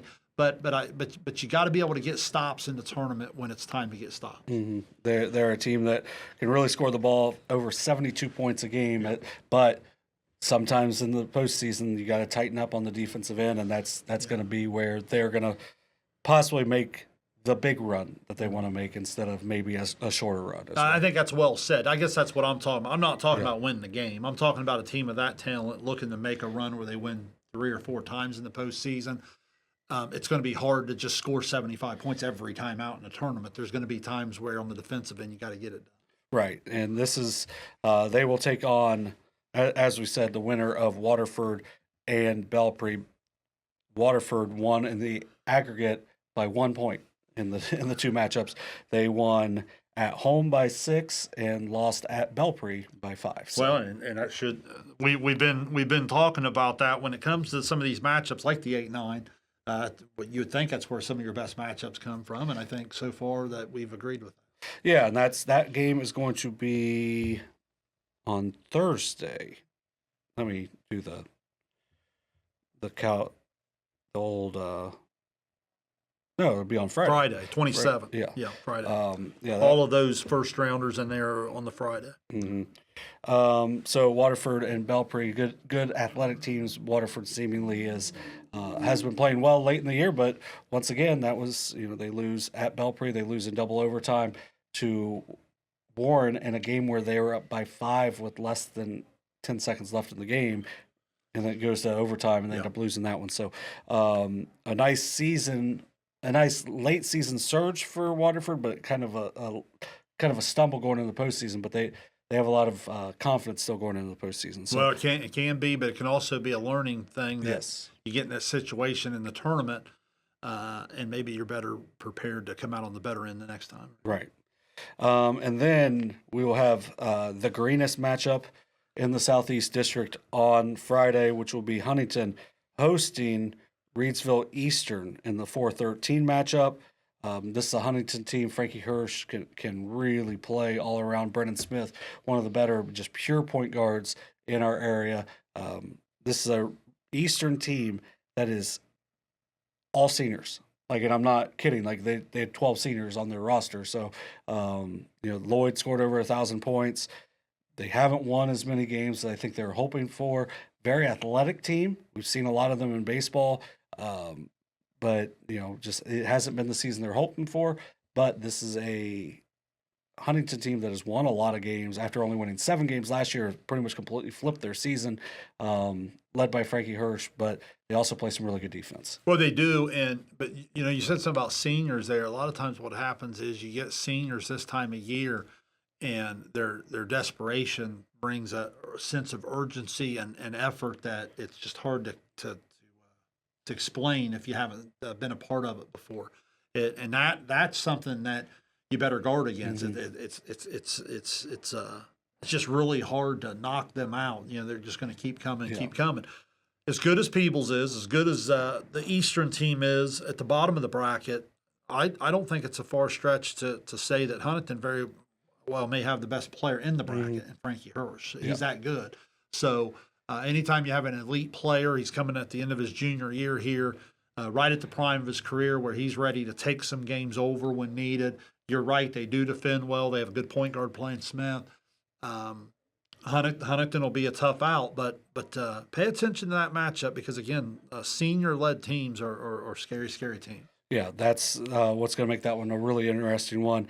And then the 5 seed will be the SOC 2 champions, the Eastern Pike Eagles.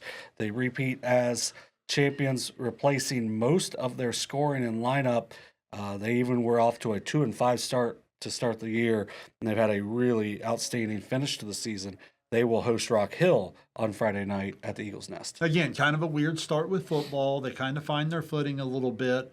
And then listening to him talk on the call-in show multiple times this year, they start to find their footing a little bit. And they get into the part of the schedule where they think they can go a little bit in their league, where they match up a little bit better. And they started to find a little bit of that momentum. And now you look at the bracket, and you can't help but think of Huntington and Eastern advance that maybe a little bit of a rematch of that incredible instant classic football game we had this past fall. Yeah, it'd be an outstanding one, and I'm sure Huntington would feel a little bit of revenge on their minds. But this is a Eastern team that has won 13 of their last 15 games.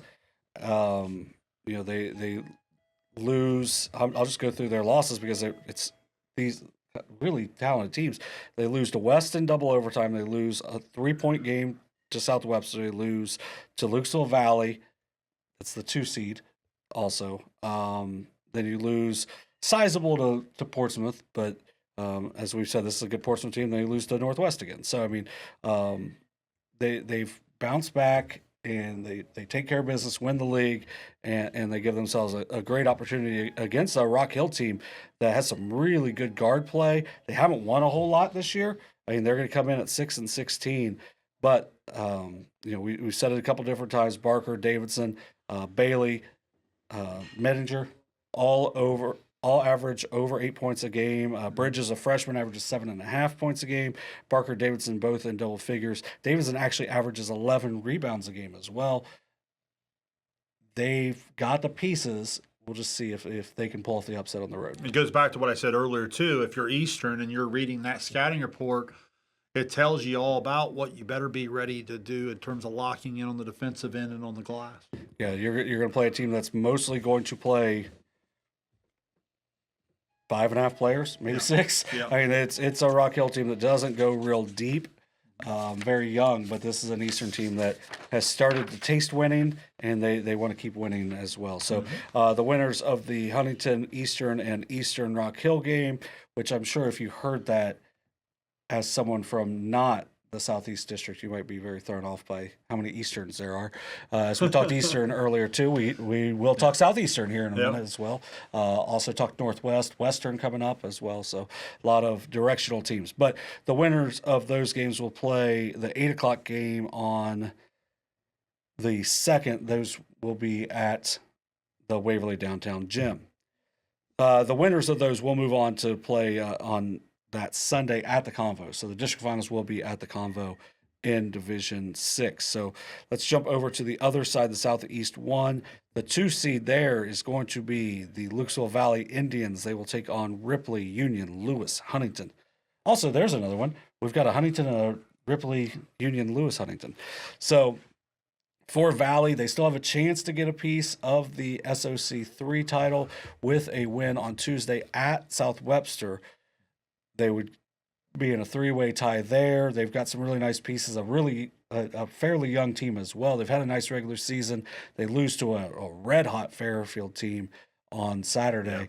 But overall, a really nice season for the Indians. Yeah, I've been real impressed with them on film throughout the year when we've had them. We've watched them in some successful spots. We've watched them maybe in over their head a couple times. I think that's what impresses me the most is the level of competition they've played. They haven't backed down from it. But you can tell the maturity in their kids and their ability to keep their eyes on the ultimate prize, because even through the tough non-league schedule, it hasn't deterred them. You know what I mean? Here they are controlling their own destiny for a chance to win a share of the crown.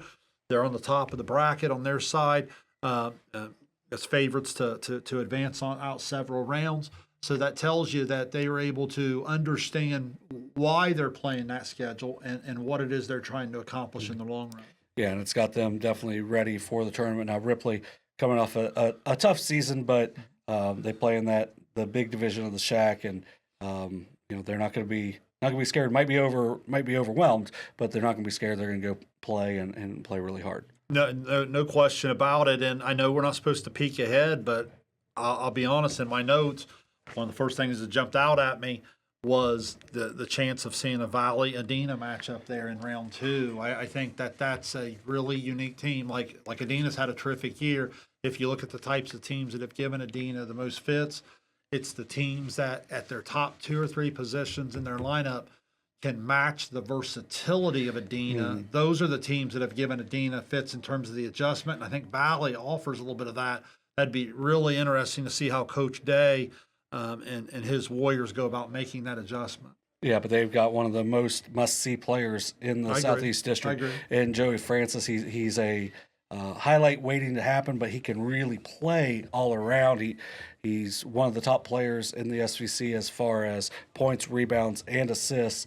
So, I mean, he's the all-around type player. He can shoot the ball a little bit from the outside, and he can get above the rim. But then Colton Garrison, another really nice piece for them. They went from 4 wins last year to 13 wins now. A great turnaround. That's why Coach Day was the SVC Coach of the Year.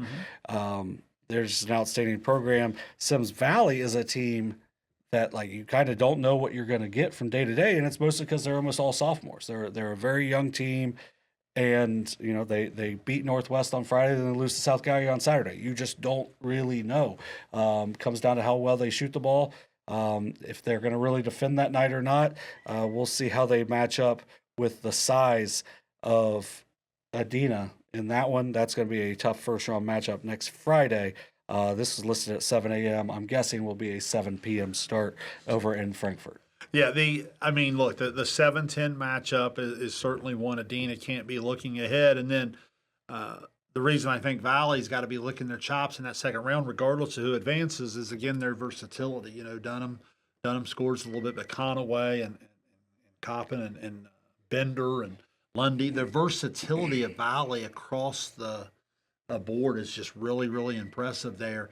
And I think that now into the D6 bracket, after playing the level of competition they have all year, is going to be they're going to be a tough out there on the top of that bracket through the first couple of rounds. Yeah, that's going to be a really possible fun matchup down at the Waverly Downtown Gym on the 3rd. Then move down to one of the SOC3 champions for the first time since 1985. Where were you then? 85. I was alive. So there's I've been 8. So I'd been. You and I were just talking about if you're old enough to watch Dennis Hobson. I've been watching Dennis Hobson when I was 8. Like we just saw his name up there on TV or what. Yeah. So the West Senators, congratulations to them. They get at least a SOC3 title. We'll see what Valley does on Tuesday to see if it's a co or a try, but no matter what, can't take away their piece of the SOC3 title.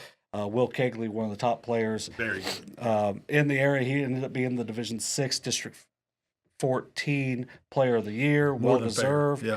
McIntyre can really shoot it, stretch the floor. They play an outstanding. They have an outstanding defense with that 1-3-1. They spread it out really well. They've got different guys that step up night in, night out, and that makes them a really tough matchup. That unique defense will be a problem for the Paint Valley squad. You know, Paint Valley throughout the year has had probably 12, 13, 14 times where they've put together a half of basketball where they've been really, really competitive, only to see the third quarter kind of maybe get overwhelmed by the older, more athletic opponent on the other side. Yeah, you're going to see that here with a little bit with Kegley at the top of that 1-3-1. His ability just to turn sideways and really make it hard to reverse the basketball. Then he gets out and obviously can finish above the rim, and as you said, has been quite a scorer in his career. So he makes West a really, really tough first round opponent there for Paint Valley. Yeah, and Paint Valley's got some kids that can really shoot the ball, but as you said, it's going to be tough. You got to be able to get to the shooting spots against that zone. Yeah, with Reinhardt and Eisen and Elliott and company, the times they've been most competitive throughout stretches of games is when they've had multiple shooters be able to find some space and knock down that three ball. Yeah, and their one win, Reinhardt and Eisen were both over 20 points in that game. Great example. Yeah, so I think in that game, Elliott was also in double figures. So, I mean, that's where they have to get, but because if you don't turn it over, West has proven that they'll get caught in some low-scoring games. Yep.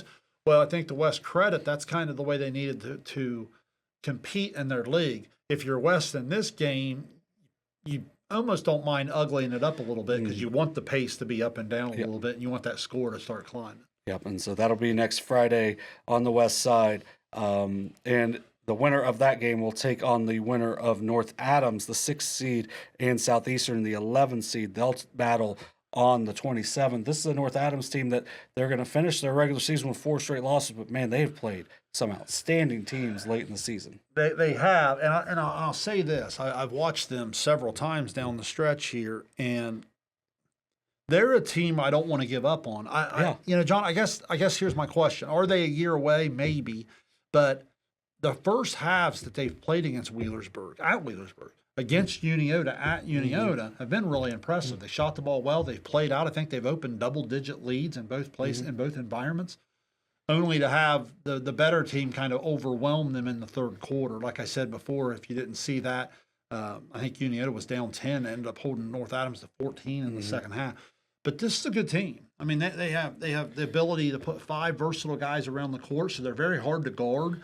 They should be able to win tempo.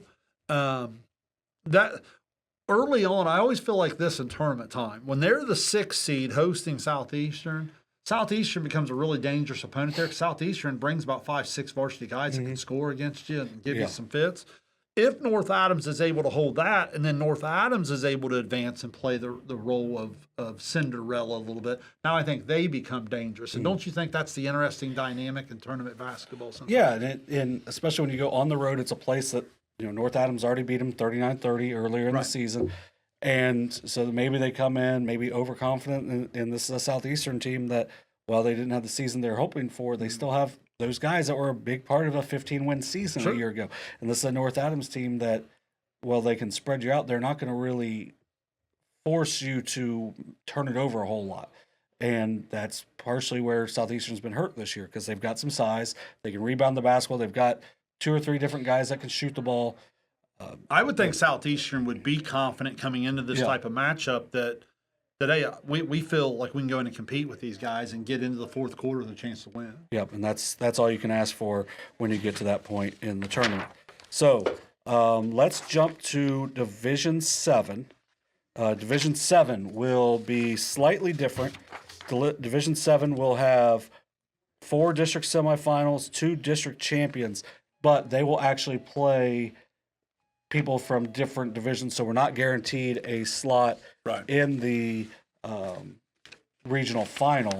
But with the teams that are at the top of it, their chances to get to a regional final, I think, are not all that low. So the 1 seed is going to be the TVC hockey champions, the Southern Tornadoes, 2,000-point scorers that we highlighted last week, and Andre Chandler and Reed Brenniger. And man, this is a team that can really play. I can't imagine there being very many teams out there in the D7. I can think of a couple, a couple more maybe in our Southeast District. But I mean, you're talking about a pretty short list of a 1-2 punch like that can go and get it. That makes them a huge favorite here in the Southeast 1 bracket to advance out. And I think they're going to be a really dangerous team. They can really go and score it. I would say a lot like with what I said earlier about Peebles. A lot of times when you can go score it, get in the tournament, you've really got to lock in and dedicate yourself on the defensive end. If you can do that, then that combination becomes pretty deadly. Yeah, they had one of the more impressive wins of the season, or of the last couple of weeks, where they had Warren the other day and just absolutely poured it on them, and that was one that really showed that it's not just those two. They've got a variety of people as well. So they will play Circleville East in the 116 matchup. That'll be on the 26th. That's Thursday, right? Yes.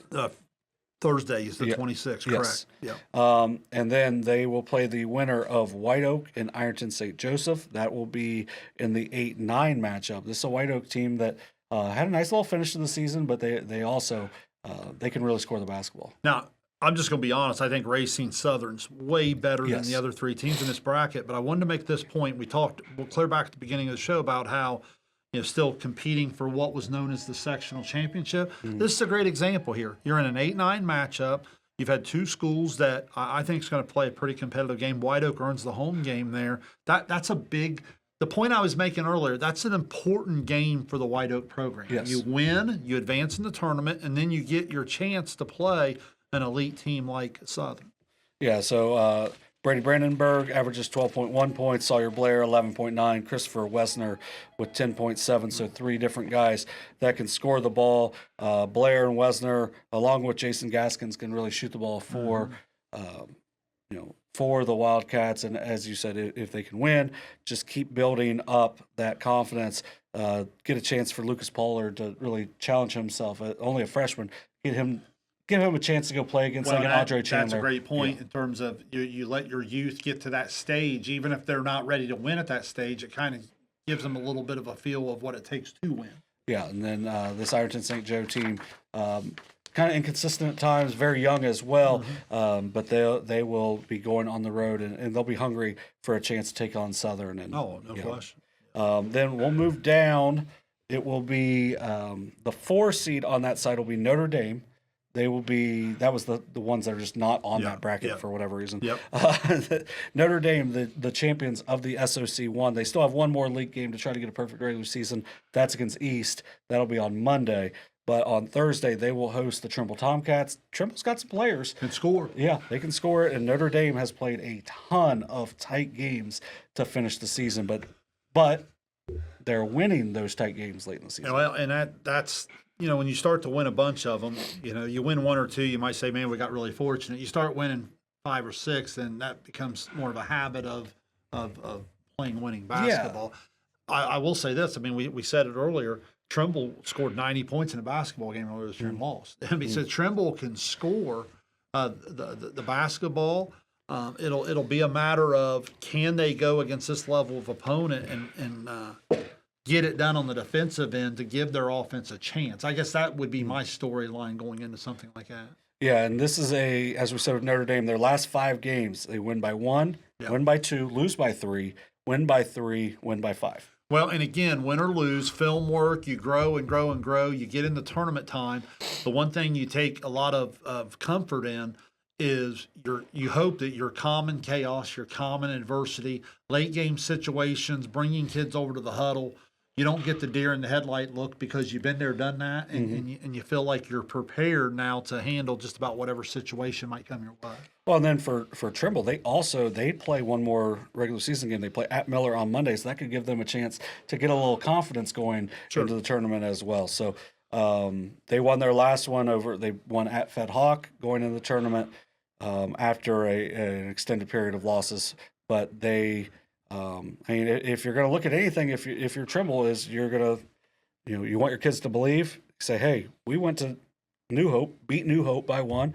New Hope goes to Notre Dame, beats Notre Dame by 3. So if you're Trimble, you can at least very winnable. Yeah, spin it into, hey, this is a Very winnable game, as you said. So that'll be the 4:13 game, and then Western will host Miller on Thursday in the 5:12 game. Western has been a very streaky team throughout the season. They were 6-10 coming into the, or 6-9 coming into the SOSA Classic. They win their next 4 to get to 10-9. Now they're 10-12. Don't really know what you're going to get at times from Western, but you got Coach Williams. They're a team that well coached, fairly young, only a couple seniors that really play big minutes for them. This would be a really big program win for them. It really would be, and I guess with if you look at the Western side, they have multiple individuals that have really started to show the ability. Can they get multiple guys going at the same time? I think throughout, I heard Coach Williams a couple weeks back. I thought that was really well said. But then when you look at the other side, I watched the Miller team play a little bit the other night against Adena. Yeah. There's some potential there. There's some things to go off of. You know, you read off those two matchups, and again, from a fan perspective, you have your favorites, but really it's kind of anybody's ball game there, and I think that's going to make for some really, really good early round matchups. Yeah, I would agree with that completely. You want a fun Miller fact? Sure. This is why we have divisions, by the way. My junior year, we beat Miller in the sectionals. That was Unioto and Miller, and they're both Division III. Unioto is now Division IV, and Miller is Division VII. So, I mean, it's like that's why you have the divisions, is because eventually the size and size and everything takes over in that one. And we also had a kid score 38 off the bench. So that was the old, hey, I'm marking the book, wrong person. Hey, there's a tip off. He's at the table and goes in and scores 38. Hey, whatever. Makes it sound better off the bench. Yeah. Get your bench scoring there. So now let's jump down to the other side, and the 2 seed will be the South Webster Jeeps under Coach Norm Pearson.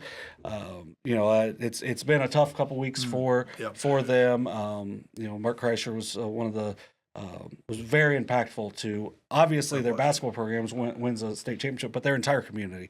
That was a big loss for them, and everything I've read, it sounds like it's. He made such an impact that his impact is going to carry on for a long time, and that's all you can ask for as of an educator and leader in young men and women. I think that's well said. I think what's so powerful is it becomes really obvious in the South Webster community, but I first kind of knew of so many people that had contact going all the way back to the Rio days, and then people that I've been friends with in adult life.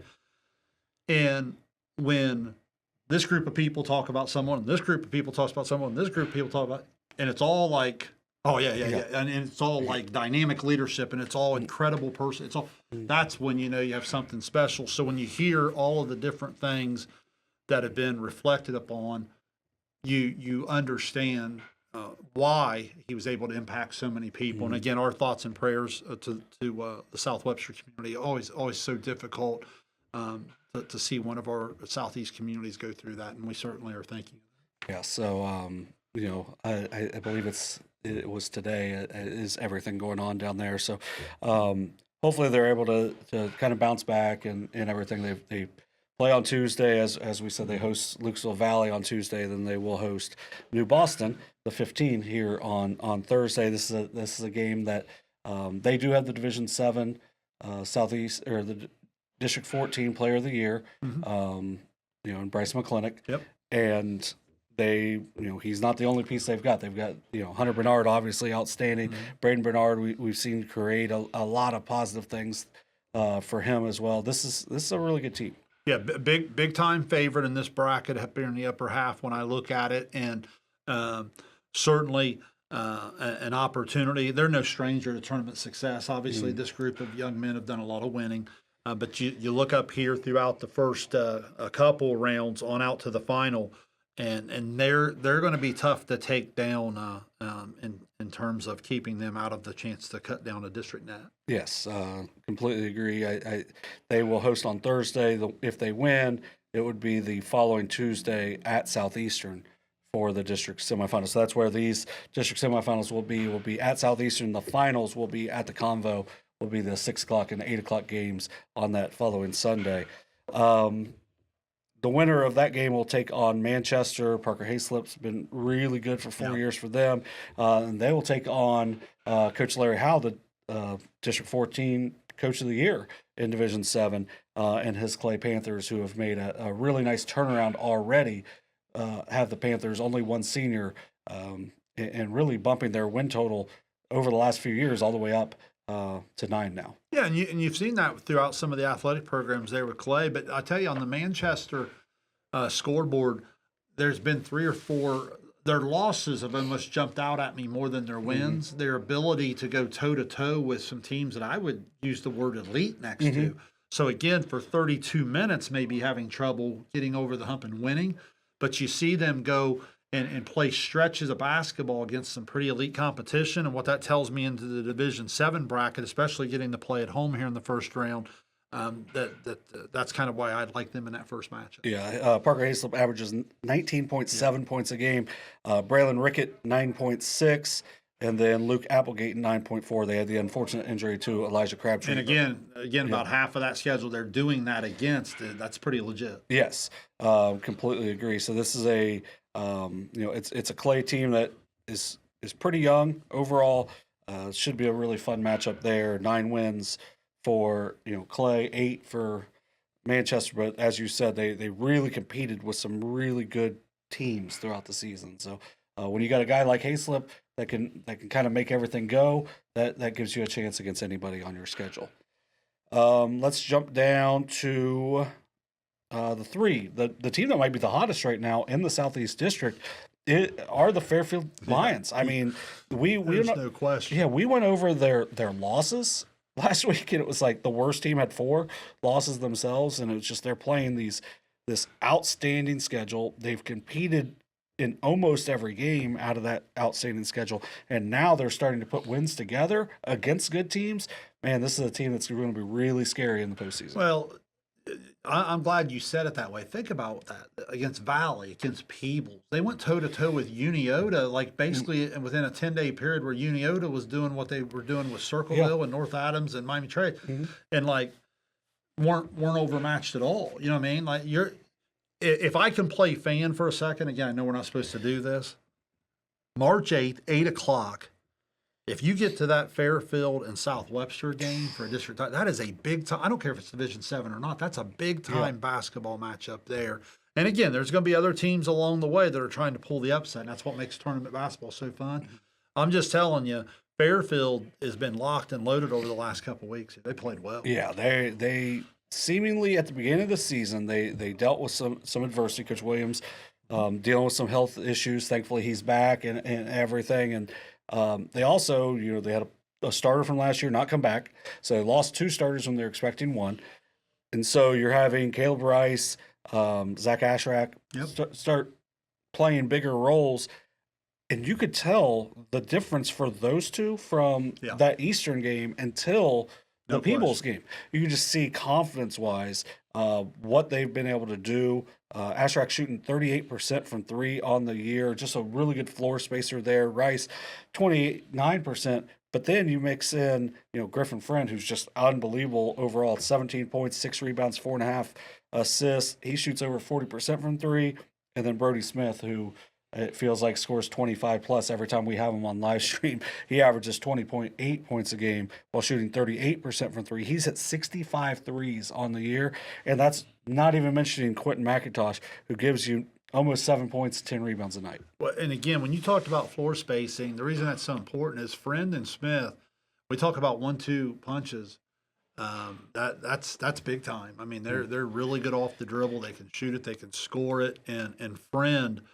I can't remember if it was last week or the week before. I was saying that as we talk about some of the elite point guards in the higher divisions, let's not forget about how good this young man is down here in Division 7. Yeah, and he can pretty much do what he wants to get the game going. And you've heard that name for the last few years here on Overtime. His brother was outstanding, and he's been able to step right in and been outstanding. Coach Williams has that team with their floor spacing is elite in the Southeast District to create it to where Friend can, if he feels the need to drive, he can go, but He's got 3 shooters on the outside, and one of them is just one of the best overall scorers in the Southeast. No question. They will host Federal Hocking, a very young team, in the 3-14 matchup. Probably going to be a pretty heavy favorite there. That's a healthy trip as well for the Lancers.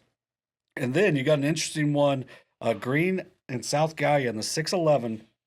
Green with John Knapp, 1,000-point scorer, just an outstanding player overall. They really battled Notre Dame, almost got the win over Notre Dame, which would have got them a share of the SOC 1. But overall, they're a team that has played some really good basketball. Yeah, Knapp's a big-time scorer, and he'll make them tough to beat there on their home court. But I think South Gallia in that particular matchup will present quite a challenge. I agree that Fairfield's a pretty heavy favorite above that. But if you're Green and you're South Gallia, your goal is to try to win, again, that equivalent of a sectional championship, and give yourself a chance to kind of put some pressure on Fairfield in that next round. Yeah, and South Gallia got a really good win over Sims Valley. That'll give them a little bit of confidence going into the postseason. 7 wins on the season, very young team. They're going to continue to get better.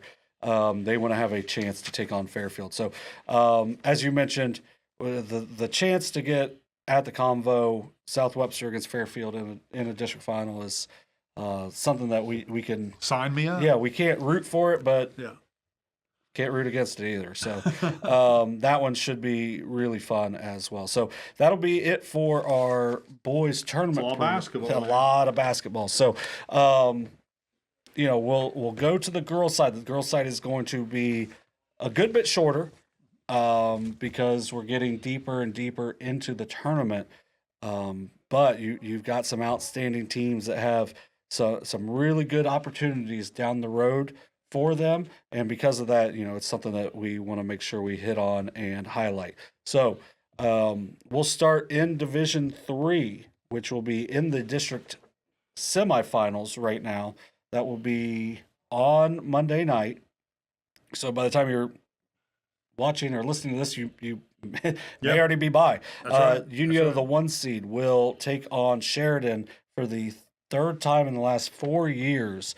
This one in the district semifinals. Last year's district semifinals. The first one was the district finals. Sheridan is one of the best programs in the Southeast District. They've won the MVL 10 straight seasons, and that's a very good basketball basketball league. It feels like every time they lose players, it doesn't matter because they just kind of reload. Now, this is going to be a really tough matchup for them because Miley Smith, Unioto, have been outstanding. It's just kind of I've kind of tossed out different ways for my thoughts on what you do, and I don't know what you do as a coach. I've seen teams try to take away different people, but they're always trying to take away Smith, which obviously she's going to Dayton, but she seems like she's always getting hers. Would you almost consider trying to take away the other 2 guards? Well, I think you have to. I think we've seen a little bit of that. I think we've watched a version of like what Circleville tried to do the first 2.5 quarters, and they kind of got burnt. Holbert knocked down some threes. Yeah. We watched what Pike then tried to do, and Dennis kind of burned them a little bit. But again, some of those teams maybe don't have the multiple. I think if you have the multiple ability to take away Holbert and Beard, then I probably would just see what I could do with Smith. Now she may score 45 and beat you, but I mean you're talking about someone scored 27 here against Marietta, has 2,028 points now. But to your point, I think that's probably when I think of Dennis scoring 21 against Pike, then I think of even when I've seen teams try to take Beard away, she still gets 10. Yeah, you know what I'm saying? It's tough. Look, I think even more so than what you do on the defensive end.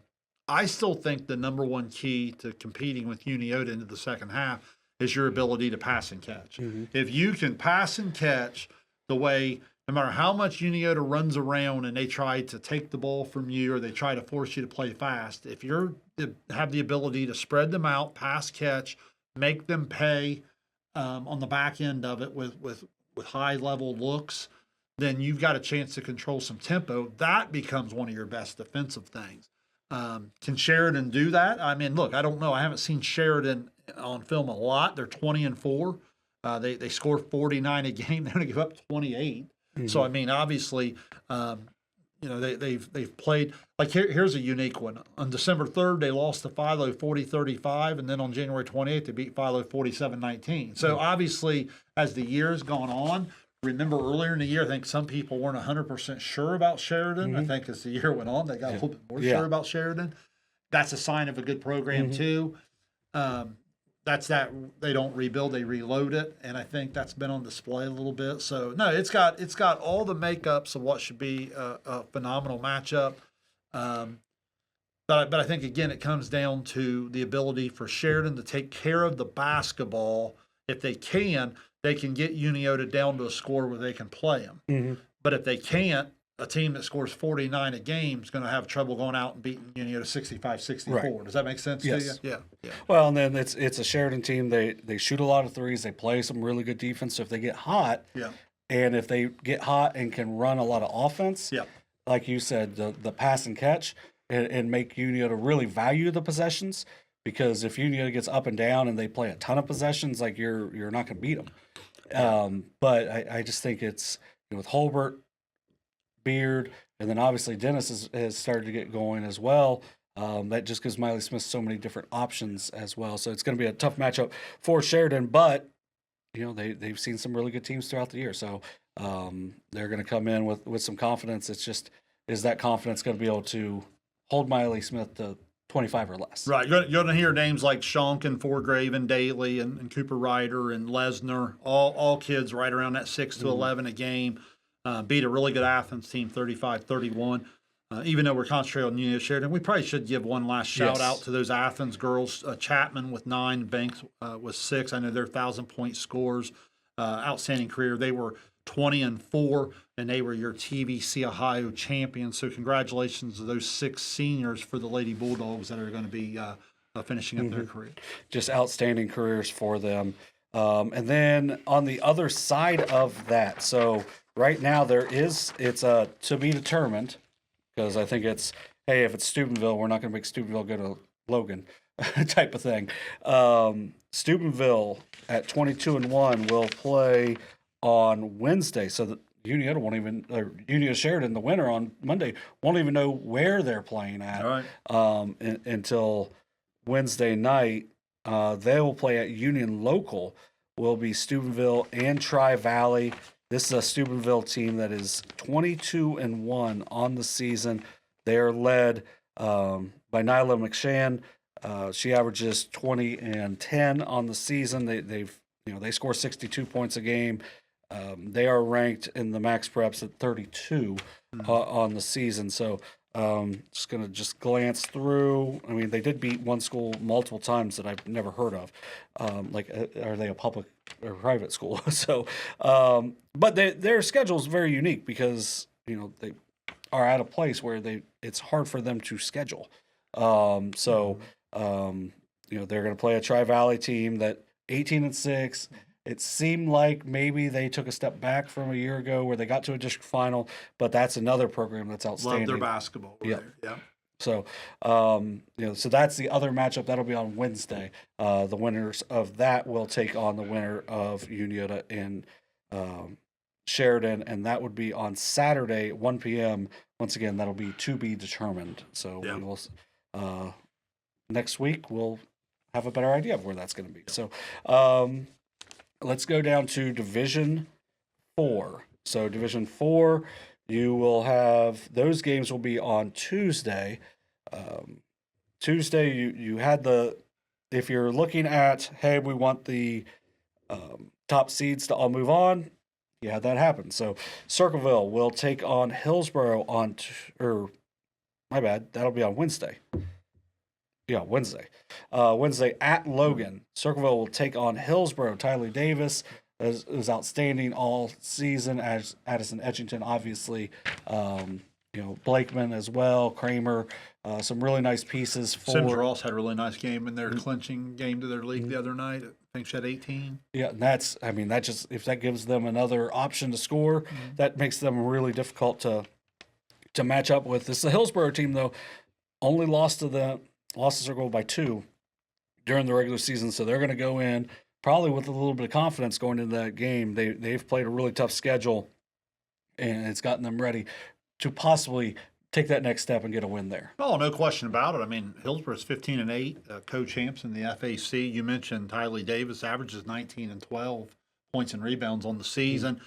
Kids like Miles and Young and Jordan, they're a good basketball team. So they're gonna present Circleville quite a challenge in the ability to kind of spread them out and try to again win some tempo.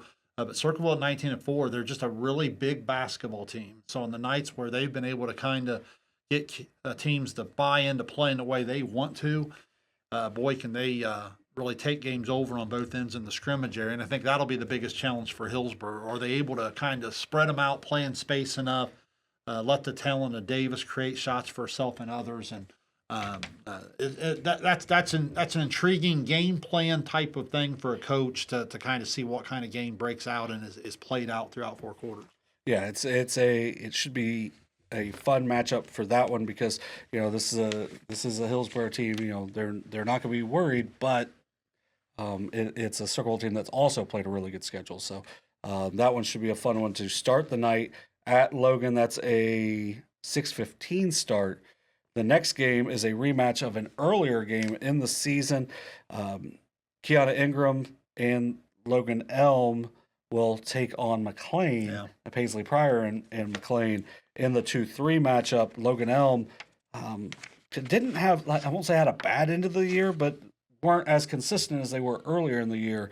But man, they're still a really scary team.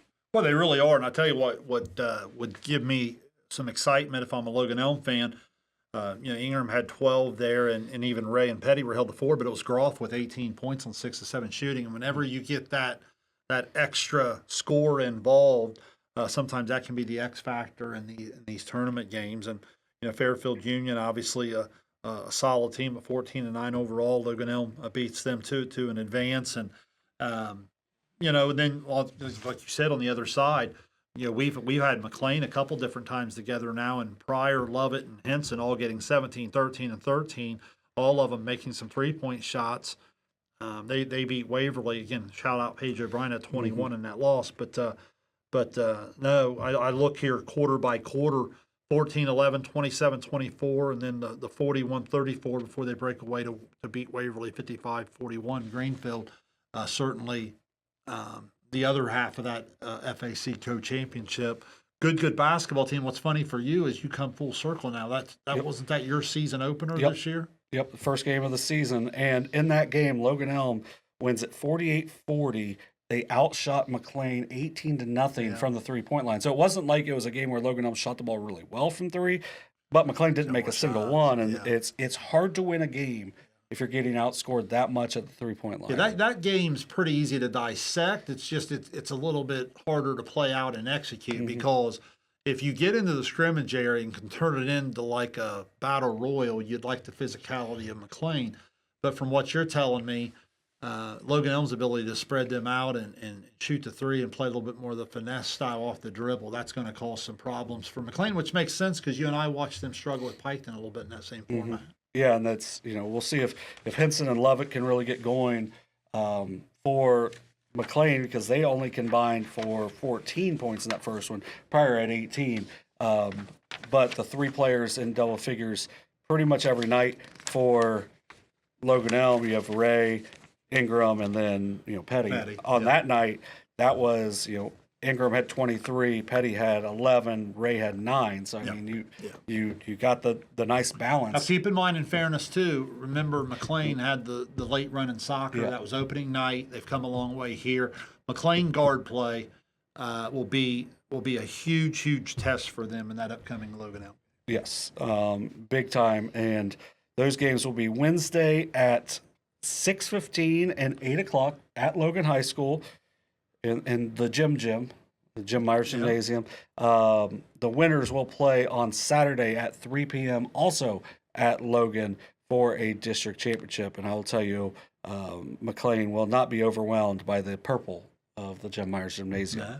It can be a little much at times. So I liked it, but overall it just ends up being a good bit. Now, we had some district semifinals yesterday down at Waverly in Division Yeah, fun day. A lot of basketball. Yeah, 6 games. Shout out to Bo Arnett and his whole staff for doing that entire day.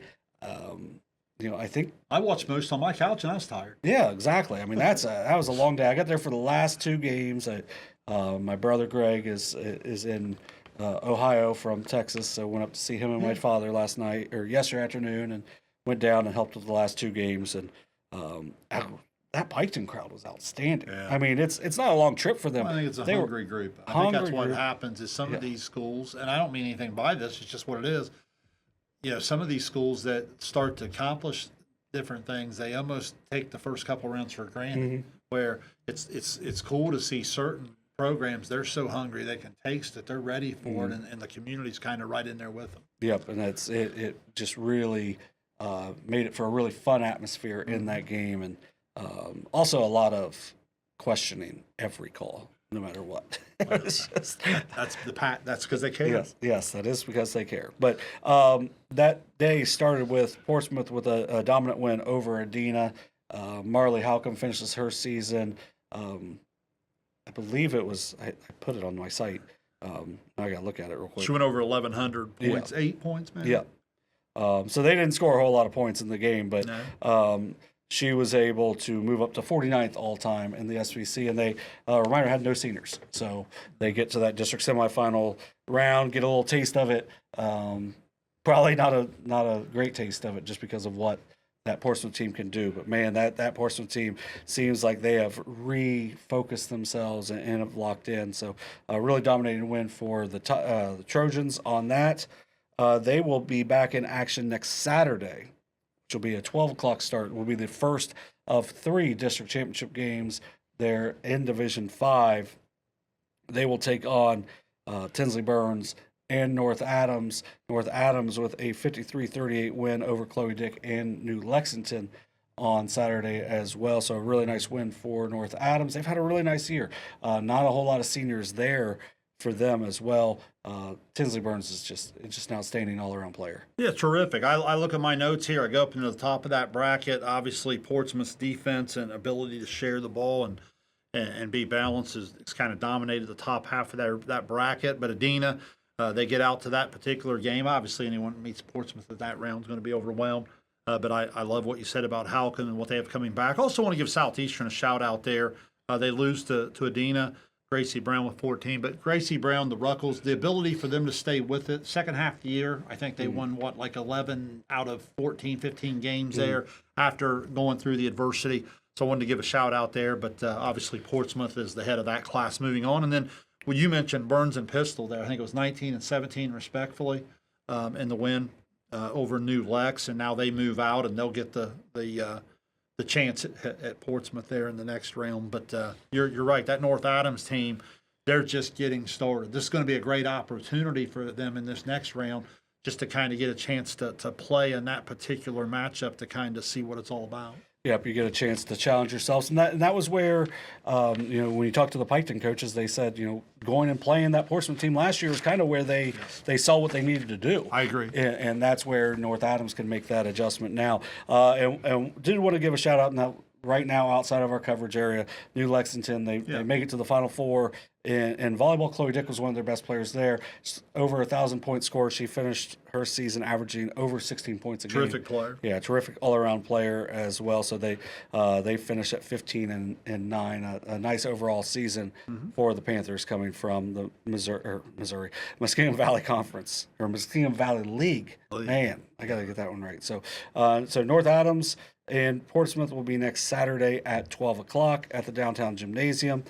We'll jump to, we'll go to the other side. We'll go, also for Portsmouth, earlier, Sienna Allen became their school's all-time leading scorer, not just on the girls' side, but the school's all-time, passing Kyrie Allison, who was just an unbelievable player for them as well. Terrific player. So congratulations to her. And the reason why I bring that up is because in the Fairland win over Minford on Saturday, Bailey Russell became Fairland's all-time leading scorer on the boys and girls' side. So she passes Aiden Porter who was an outstanding player as well. So, just so congratulations to those two of the elite players in the OVC for becoming their school's all-time leading scorers. And you see why those schools, like a Unioto, also Miley Smith becomes their all-time leading scorer. Why those three schools have been really good over the last 4 years. We've had some outstanding players in that class. No question about it. And there's an example of a big-time player leading a big-time program. And what's so neat about that is there's so many good teammates, one ball to go around. They still share the ball quite a bit. It obviously helps. The deep tournament runs give you more games, right? So that helps, but that all goes back to the success breeds to more success and so forth. So, yeah, congratulations to her on that incredible accomplishment. I think we said this in the past, but you go to the top of any list, it's impressive. You go to the top of that basketball list, and that's another level. Yeah, and it's why, and that's not even mentioning Addison Godby is going to go play Division I, and they you have 5 seniors that all have a big piece of that team, and you see why they're successful now. But then you see the rest of their team and what's coming also, and you're like, okay, well, maybe they take a baby step backwards next year, but it's just going to keep reloading. Coach Buchanan and his program are outstanding. They were actually down at the end of the first quarter in that game against Minford, and they end up winning that game by 30. I had that in my notes. Still want to give Minford a shout out. It's one thing just trying to play them for 32 minutes is overwhelming, but still let's give credit for the way I thought Minford played in the first half of that game. Some teams come in and they're just overwhelmed with it. And they're like, okay, when softball practice start, when that wasn't what I saw at all there. I saw a team that was there to compete, and they tried hard. Obviously, as the afternoon went on, they were just outmatched. But I did have that in my notes that I wanted to say that really impressed me, the way they kind of came out and was going to try to challenge them and play. Yeah, that's a Minford program that got to the regional finals a year ago, but you graduated all but a couple of players that had any varsity experience. Early in the season, we had, they got off to a nice start. We talked to Coach Miller early in the season, and he had really told us how much those kids that were coming back this year valued the practice, and that's what made them better as a team last year and what got them ready for this year. They finished 12-11. They get to the district semifinal, but they have a lot of kids back as well. So they'll just get better and better as the years go on. Will that Minford group? Then we move down to the bottom half. Portsmouth West withstands a really slow scoring first half, but the positive for them, their defense didn't take a break. They really slowed down Chesapeake. They end up winning that game 48-37. Abby Isaacs was outstanding for Chesapeake in that game. 25, I think. Yes, but Macy Wisman with a double-double for West, and you can just tell the difference that she makes when she's on the court for them. She missed a couple weeks earlier in the season, and they saw some losses, but man, Coach Martin has got his group ready. Very young team as well, a lot of juniors, but a young team overall. This is a team that has a high ceiling for next year, and it's a good start to get to the district final once again this year. They did well, and you talked about her. She was terrific. She matched Isaac's 25 points, but then I thought the difference was the balance, where Pistol with the 13.7 rebounds, Carver with 8 points, and again, you get that second, third person involved in a game that was only 48-37, so there wasn't a ton of offense in it. Yeah. So I think, again, West moves on with a chance to – you're talking about a younger team getting a chance again on this stage to kind of see what it's all about.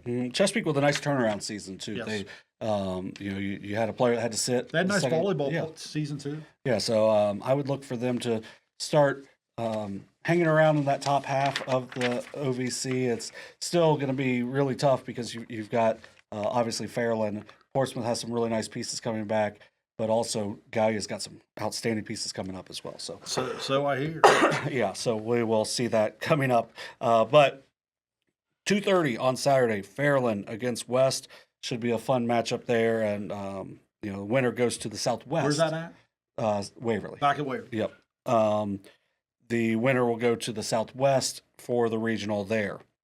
And then let me find the Southeast 2, which had the games that I thought were going to be the two tightest. Now the Piketon Wheelersburg game was fairly tight. It was just game. it was a good game. Ends up being a 13-point win for Piketon, a 48-35 win. They were able to just keep them at arm's length, and that was a game where I thought Reese Shanks was really good.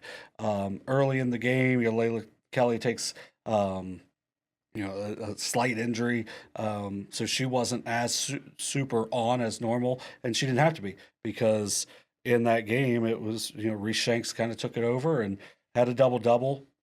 Forbes was really good. I thought Briar Penwell was really good. She's been really good when we've seen her, but I felt like her game grew as well. Once again, they only have two seniors, and really only one gets a lot of playing time. So this is a team for Piketon to get to the district finals, to get a win in the districts, to get to the district finals. They're getting closer to where they want to be. Yeah. And as their coach said, we saw what else we needed to do last year, and they've made some adjustments. They needed to win this first round game. Now they get a chance for a district title.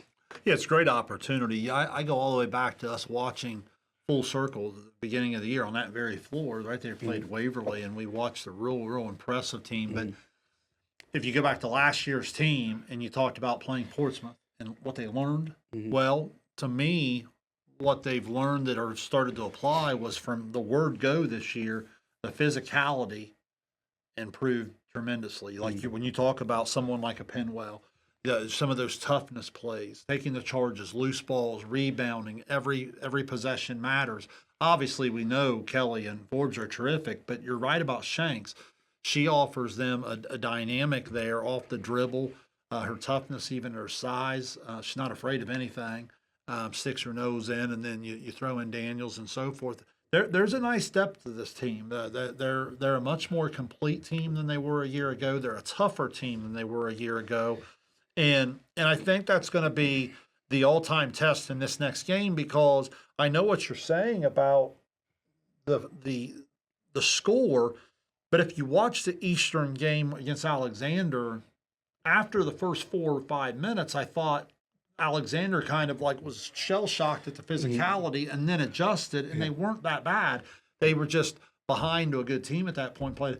I think that's an important thing for Piketon to learn from is you have to meet Eastern's physicality from the word go, because they're a program that's a little bit more been there, done that. Yeah, and they're a young program too, with a lot of young kids coming back, but they expect to do it. Yes. And man, they really were impressive in that game. I wanted to say one last thing for Wheelersburg. Sure. I thought Prather was really good in that game. They win the SOC 3 title. Just like on the boys' side, it was a dogfight all season long. So credit to had her at 14 yesterday. Yep. Yeah, for Coach Spradlin and his group, and just got to find some scoring. That's going to be the biggest thing for them, because they've got some nice athletes, but sometimes have trouble scoring the basketball, and that's if they can find some scoring, and that's going to be a team that can be back to that same level and maybe get a step further next year. But going to that Eastern and Alexander game, it just felt like for Alexander they could never really get going, because Eastern was just so physical, and then when they finally realized what they had to do, Eastern was just matching them in scoring. Yeah. Well, and I think if I go back to the Alexander game you covered earlier in the week against Huntington. Huntington, long, lanky zone. Alexander played in space, good fundamentals, good footwork, ball fake, pass, good looks at the three-point line. I thought the other night, Eastern just said, no, we're going to put our body on your body. We're going to be physical with you. We're going to knock you off your spots. So then what happens is even when you are open, you feel like you're not open because you feel like you're rushed a little bit. I felt like it ended up taking Alexander about 10 minutes to settle in. I thought middle of the second quarter, it looked like Alexander was going to get right back in the game. They didn't finish the half very well. And then in the third quarter, Alexander, you talk about the NBA always says they're a miss or make league, right? I could go back to a sequence in the middle of the third quarter where maybe it's around 10. Alexander misses a couple looks at three. Eastern knocks down a three. And before you know it, you look up and it's like 33 to 15 games over or whatever. So congratulations, Eastern. Good team, good physicality. Should make for a great, let's just say, physical matchup against Pike. Yeah, and they're a team. They, as we said, not a whole lot of scoring from their upper class. But I thought in the game, Bentley Burns was outstanding, only a freshman. Shyla Mindre was outstanding. I think she had 12 in the game off the bench. Burns just, she kind of controlled the game as a freshman on the inside. She comes off the bench. Sophia Yule is unbelievable. I thought their guards did a really good job in the game too. So I think Piketon's 2 Unioto games, their late season game against McClain, all of those are going to go a long way in having them ready for the type of physicality they're going to see here from each. Yeah, because if they're not, that could be a really tough night for them. That one's going to be 5:00 on Saturday at the Waverly downtown gym as well. So we'll go to Division 6 now. Division 6, which has not played their second round yet. They played their first round, so we'll be able to go through a good bit of this. Well, we're going to be in that situation again where they're playing on the Monday night. So depending on when you listen to the show or watch the show, these games could already be played. Yeah, and this is, we'll start with the 2, which is, Fedhawk is the one, right? Yeah, Fedhawk is the one.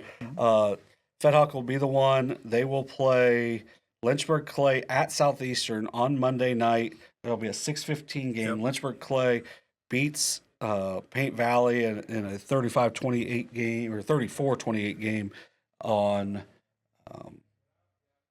last week on Monday. Yeah, last Monday. And it was a game where, Paint Valley gets out ahead and then just couldn't score on the inside despite having a big size advantage over Lynchburg. Lynchburg plays really hard, and they are not very big at all. And really, for them, size-wise, Fedhawk's not a bad matchup. But what Fedhawk can do to you defensively, all the different kids that can score, Walker and Cottrell being 1,000-point scorers, this is going to be a really tough matchup for the Mustangs. That's what worries me. And watching Lynchburg play, I thought they were in early trouble against Paint Valley, and Paint Valley just couldn't quite make some layups, convert at the free throw line, which has kind of been their issue throughout the year. Give Lynchburg credit; they had Ferguson with 12, and she's kind of led the way for them a little bit. And even when Carrier struggled a little bit, McMullen had 11 and Bell 9. So, but I think in this matchup and seeing Fedhawk can really score the basketball. My fear for Lynchburg would be if they can't slow them down and get the score down, Fedhawk will just simply post an offensive total that Lynchburg won't be able to get to. Yeah, and it's just that offense that Fedhawk has is what's going to make them so dangerous throughout the season. So that one's going to be on Monday at Southeastern. Also on Monday at just get up and walk. Just go quick. Go. You're good. Yeah. We are in the SOSA dugout, and people are working, so we got people going through in and out. So on Monday, you have South Webster will take on Lucasville Valley. Lucasville Valley beat Eastern Pike on last Monday as well. This will be a third matchup: Lucasville Valley and South Webster. Two good matchups the first time. This one should be a third good matchup as well. They have, and a lot of the same athletes beating up on each other in volleyball throughout the fall. Now basketball the winter.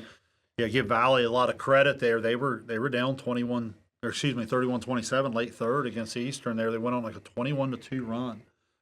Queen with the big game, 16 points, 10 rebounds, and they advance on there out of that 5 seed now to play the 4 seed Webster. And look, I mean, it's a great opportunity. You advance out, and because of the incredible depth of that conference, you've got to feel like whoever represents that part of the bracket, Webster Valley, playing most likely Fedhawk will be a favorite on paper, but make no mistake about it, you could argue that Webster Valley would be the more prepared team. Now that's not taking anything away from the TVC hockey, because they obviously have had a great year in a deep conference as well.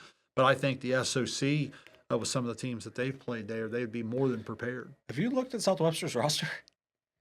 It's kind of nuts. It's all freshmen and sophomores. You have 1 junior. Oh, yeah. And then you have Addie Claxton, 14.4 Been the points. leader, and 7.8 rebounds a game, 3.5 steals. I mean, she does a little bit of everything, but it's a very young team. It is. And, they gave themselves a chance throughout the league, and they've challenged themselves in the non-conference, and that's why you get that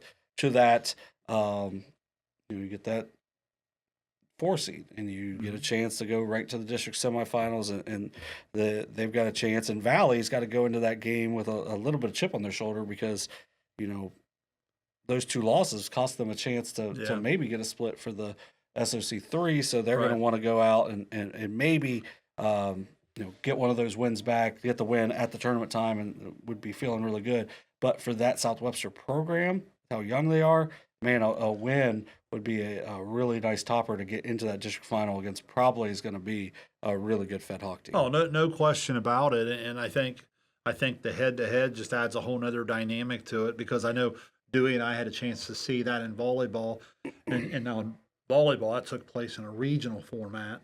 But now here at the district level in basketball, Valley's kind of found their footing down the stretch here. I think this will be a really good one. I think so too. So let's go to the bottom half of the bracket. That will be the 2 seed, Colgrove, Dawson Bryant. That might be a future discussion on like where do we get these school names from? Like, what is it? We're not calling it Bainbridge, Paint Valley. We're calling it Paint Valley. They're Colgrove, Dawson Bryant. We don't call them Dawson Bryant. That's the name of the school. But we don't call them that. So for Colgrove, the 2 seed, they will play their first tournament game. That one will be on Tuesday. Also at Southeastern, they will host the Golden Eagles of Belpre, which, by the way, did not know was actually an orange bird. Also not gold. Wow. Learned that from the Rescuers Down Under. There you go. Yeah. I was like, why are they saving this golden eagle? That thing ain't gold. Well, here's what I know about that conference down there. We just talked about Fed Hawk, okay? So I want to be fair there too, because I was giving the SOC its credit. I want to give the TVC Hawking its credit here. You look at Belpre here. We're going to talk Waterford in just a second. We just talked Fed Hawk. There's just a lot of good basketball teams there. And so this will not be easy. On the Colgrove Dawson Bryant 2 seed, they're going to get a Belpre team that just scored 53 points in their win over Peebles, and so they're going to be a team that comes in capable of scoring the basketball, which a lot of times gives you just a little bit of wiggle room to kind of hang around and try to put pressure on that higher seed. And then Waterford down there in the bottom, they've had a little bit of experience here in this tournament thing. Yeah, they seem to know what they're doing a little bit. But hey, give Ripley credit. Yeah, we've highlighted Manning and Hackney, the 1,000-point scores, and I thought the key in this one, where Ripley advanced, was Alyssa Tucker, 13 points, 3 threes. She hit a late one there, and even their bench. I know this doesn't sound like much. Wilkins with 4, Taylor with 3. Well, on a 47-44 win, that's huge. Yeah, you know what I mean, especially these smaller school games. So that's a big deal for Ripley there to advance there. Obviously, Waterford will present quite a challenge, but give Ripley a lot of credit. Good for them to hang in there, because I know you and I talked about them going through a tough time, but behind Manning and Hackney getting the lift from Tucker there, that's a big win. Yeah, Raquel Hackney, we talked about her getting her 500th rebound last week. She gets her 1,000th point. Yeah. And a really nice win for them, because the 2,000-point scorers. For the seniors, they get a chance to move on to the district semis. So good for them on that, and especially doing it against a league team. But then you get a really tough one with Waterford and their experience coming back as the TVC Hawking champions once again. And if you can, even if you split it, if you can win that conference and you make it to where Fed Hawk doesn't get a share of it, that shows the depth of that conference. Gracie Bills for Belpre averaging. Just a second, I had it pulled up. 16.7. 16, I think is what we said. 16.7. Yeah, 10, we said that last week. Yep. 10 boards. I mean, they're pretty balanced after that of between like 4 and 6 points. Yeah. But if you can try to slow down Bills, which is going to be a big thing for Colgrove. But looking at Colgrove's roster, they have no seniors at all. 17-5 on the season. Good so team. It looks like they're going to have just some more really good basketball. So obviously, how good is that OVC? Well, and that's what I was going to say. We keep going conference to conference, and then it jumps out at you like, oh wow, you know what I mean? But like, so you're right about Colgrove, and but when you look at the different conferences, the OVC, obviously what they have to deal with, at least in 4 of their games a year. and then you go to the TVC hockey, and it's kind of like every night you're facing somebody. And then you go to the Southern Hills League, and it gives you an idea of, what's your easy game throughout. Like, what's easy about that Ripley team that I'm researching this week? Right. There's nothing easy about that. You're guarding 2 1,000-point scores. So there's some really, really good conferences throughout the D6 and D7, and I think that's where a lot of these awesome matchups are going to come from in the tournament. Yeah, so if you just glance at Colgrove's losses on the season, 4 are between Portsmouth and Fairland, who are probably going to win district championships, probably going to win regional championships, and then the other one is that's your hot take. Yeah, that's my hot take of the week. Then your next one is going to be against the other loss is against West, who's playing for a district championship. So I mean, you're playing just you're playing teams that didn't they just beat Green? Yeah, yeah. So I mean nice win late in the year here against another really elite small school. Yeah, but now you get to play Gracie Bills and a Belpre team coming from another outstanding conference, as you said. Right. So Waterford and Ripley should be a fun one as well, though. That one will be on Tuesday at 8. The winners of those games, and I should have mentioned it in the other one, they will play on Saturday. Those games will be at Southeastern on Saturday. So hold on. Okay, never mind. I misread the site director for Southeastern. I was like, he's definitely retired, but it was not who I thought it was. So Tuesday, Saturday? Is that what we have there? Yeah. Yeah. Okay. Yeah, I believe so. Yeah, Tuesday, Saturday, because the other one is Monday, Saturday. So district finals there. We'll go over that near the end of the show as well. So, which I think we're getting closer to that. So shout out to us. Then let's go to Division 7. We'll start with the 1 seed, which will be the Reedsville Eastern Eagles. Yep. Eastern having an outstanding season. They tied with Waterford for the TVC Hawking Crown. Was it 16-5 on the season? 16-5 overall, 8-2 in the league, tied with Waterford there. And they were waiting on the winner of White Oak and Racine, which was White Oak with the 49-37. Hey, shout out White Oak for that, because I mean they.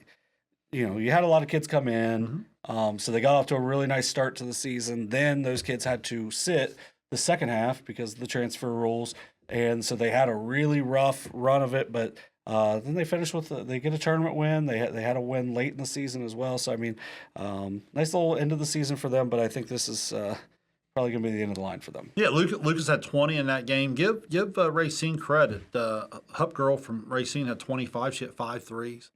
That really good athlete. Yes, that game was tied 31 all at the end of the third, 18-6 fourth quarter was the difference there for White Oak. But as you said, obviously going to run into the tougher match now. But again, credit for advancing to that point, giving himself a chance. Yep. And then so for Eastern, they got to a regional in volleyball, and they want to look to continue on in this as well. They will take on that White Oak team. That one will be at Valley. That'll be on Tuesday.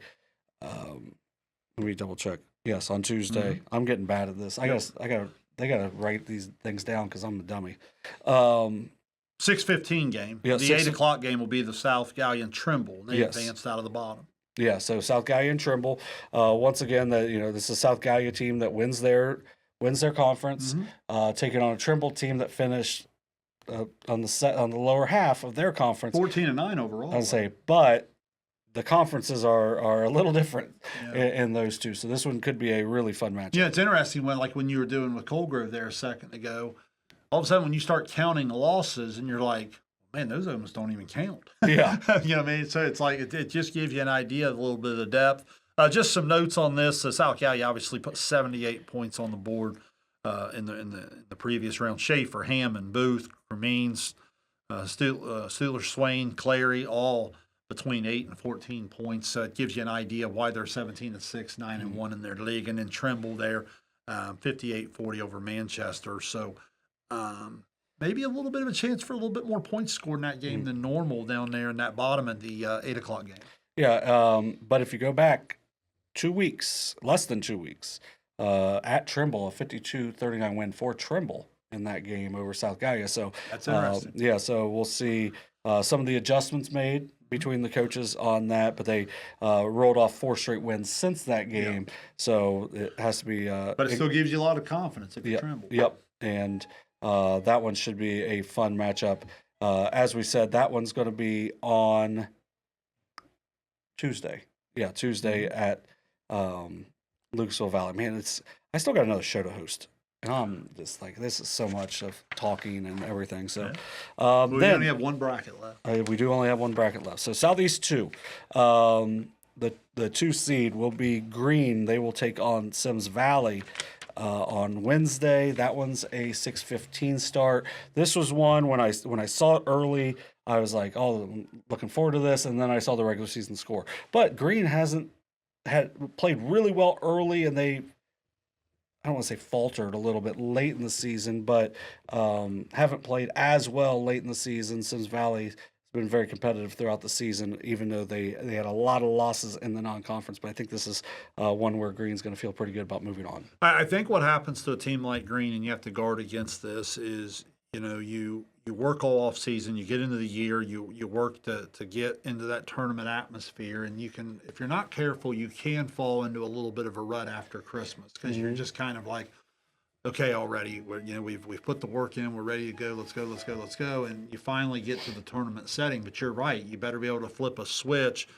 South Gallia comes in with the 46 win over New Boston, and they have a couple seniors, and Saunders and Tibbs average about 13 and 12 a game respectively. I think Tibbs is going to OU for softball as well, so just outstanding athlete. Gives you an idea of what kind of athlete there. So, I mean, look, some 11-11 group overall. They were 8-2. They were second to that South Gallia team we just highlighted in the conference. So, certainly, they'll try to go toe to toe. Obviously, Franklin Furnace Green, they're at the top of that bracket. Knapp, 25 points a game, 12 rebounds, 4 assists, 2.5 steals, 2.7. I mean, it's a complete player. Kind of like what we talked earlier about the Haithcock on the boys' side for Courthouse, except you're talking about someone who's stuffing the stat sheet at 25 a game. Right.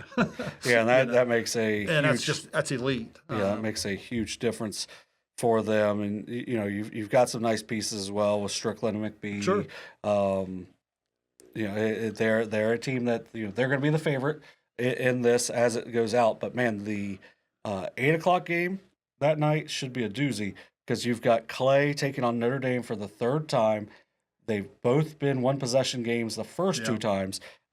Clay just had Emma Emnett, who's already over 1,000 points, became their all-time assist leader in their school. Sophia Kraft, who's their all-time rebound leader, now has exactly 1,000 career points as well.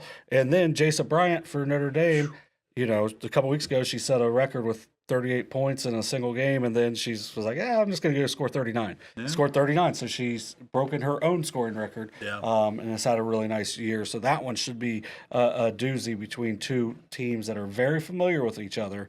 Clay has to feel pretty good, but Notre Dame probably isn't terrified of the matchup because they've been such close games both times. But for Clay, they have to feel like they've got a little bit of a step ahead of Notre Dame just because of the 2 wins. I think that's fair. I mean, Clay at 17-6, they've started to take giant steps forward. They have girls rewriting some record book material there, milestones and so forth. But you're right. Anytime you're led by someone like a Bryan averaging about 23.5 a game, as you said, averaging 38.5 over those 2 games you referenced, that'll do. You know what I mean? So probably in a lot of ways, Notre Dame not used to being able to play this underdog role this early in the tournament. So that's an interesting dynamic in itself. Yeah, and it's that one should be a really fun one. The winners will play at Lucasville Valley on Saturday. That would be the second game. That would be the 3:15 game. So on Saturday, you will have I have it on here exactly. So on Saturday, you will have Division III district finals. We'll see where that's going to be. It's a 1:00 start wherever it's going to be. Division IV district finals will be at Logan. That's a 3:00 start. 1 game. Division V district finals at Waverly. 3 games. That's at the downtown gym. 12, 2:30, and 5. Division 6 district finals at Southeastern, 2 games, 1 and 3:30, and then the Division 7 district finals will be at Valley, 1 and 3:30. And then also you jump to that Friday will be our first coverage down at the Convo. There's games all week starting Monday. Should be outstanding. Look for everything in our socials, and you're going to see highlights and pictures and stories and everything from each one of those. Yeah, exciting time. I mean, here we go. I said it. I can't stress how much I love the next 5 to 6 weeks of sports when you get into high school basketball tournaments. You get closer to Reds opening day. You have the Masters around the corner. You have March Madness around the corner. Just a lot of really, really neat things going on in the sports world, and high school right there at the center of it for guys like us who just love to cover it. Yeah, it should be a really fun week. Looking forward to it. Looking forward to testing out the new tires I got a couple months ago on the trip down all around. Hey, no one can ever accuse John Bruce of not driving a little bit. Yeah, it's a lot every day. So looking forward to it though. Yeah, should be fun. And we said earlier in the show we're not 100% sure what's going to happen with overtime coming up in the next couple of weeks, but we'll still have content from overtime, and we'll have episodes. We just don't know exactly what days they're going to be going out. It might be on Monday. We'll see if I can get Shayne in here at like 6 a.m. Before church next Sunday. We'll kind of see, but it should be a fun week. Looking forward to it, and you got anything else to add? No, let's get after it. Good tournament basketball ahead. Yep. So should be a fun week. Looking forward to it, and make sure you check out all of our updates throughout the week. So for our producer of today's episode, Caleb Cox, along with Shayne Combs, I'm John Bruce. You've been watching SOSA Overtime, presented by Perfection One. Have a great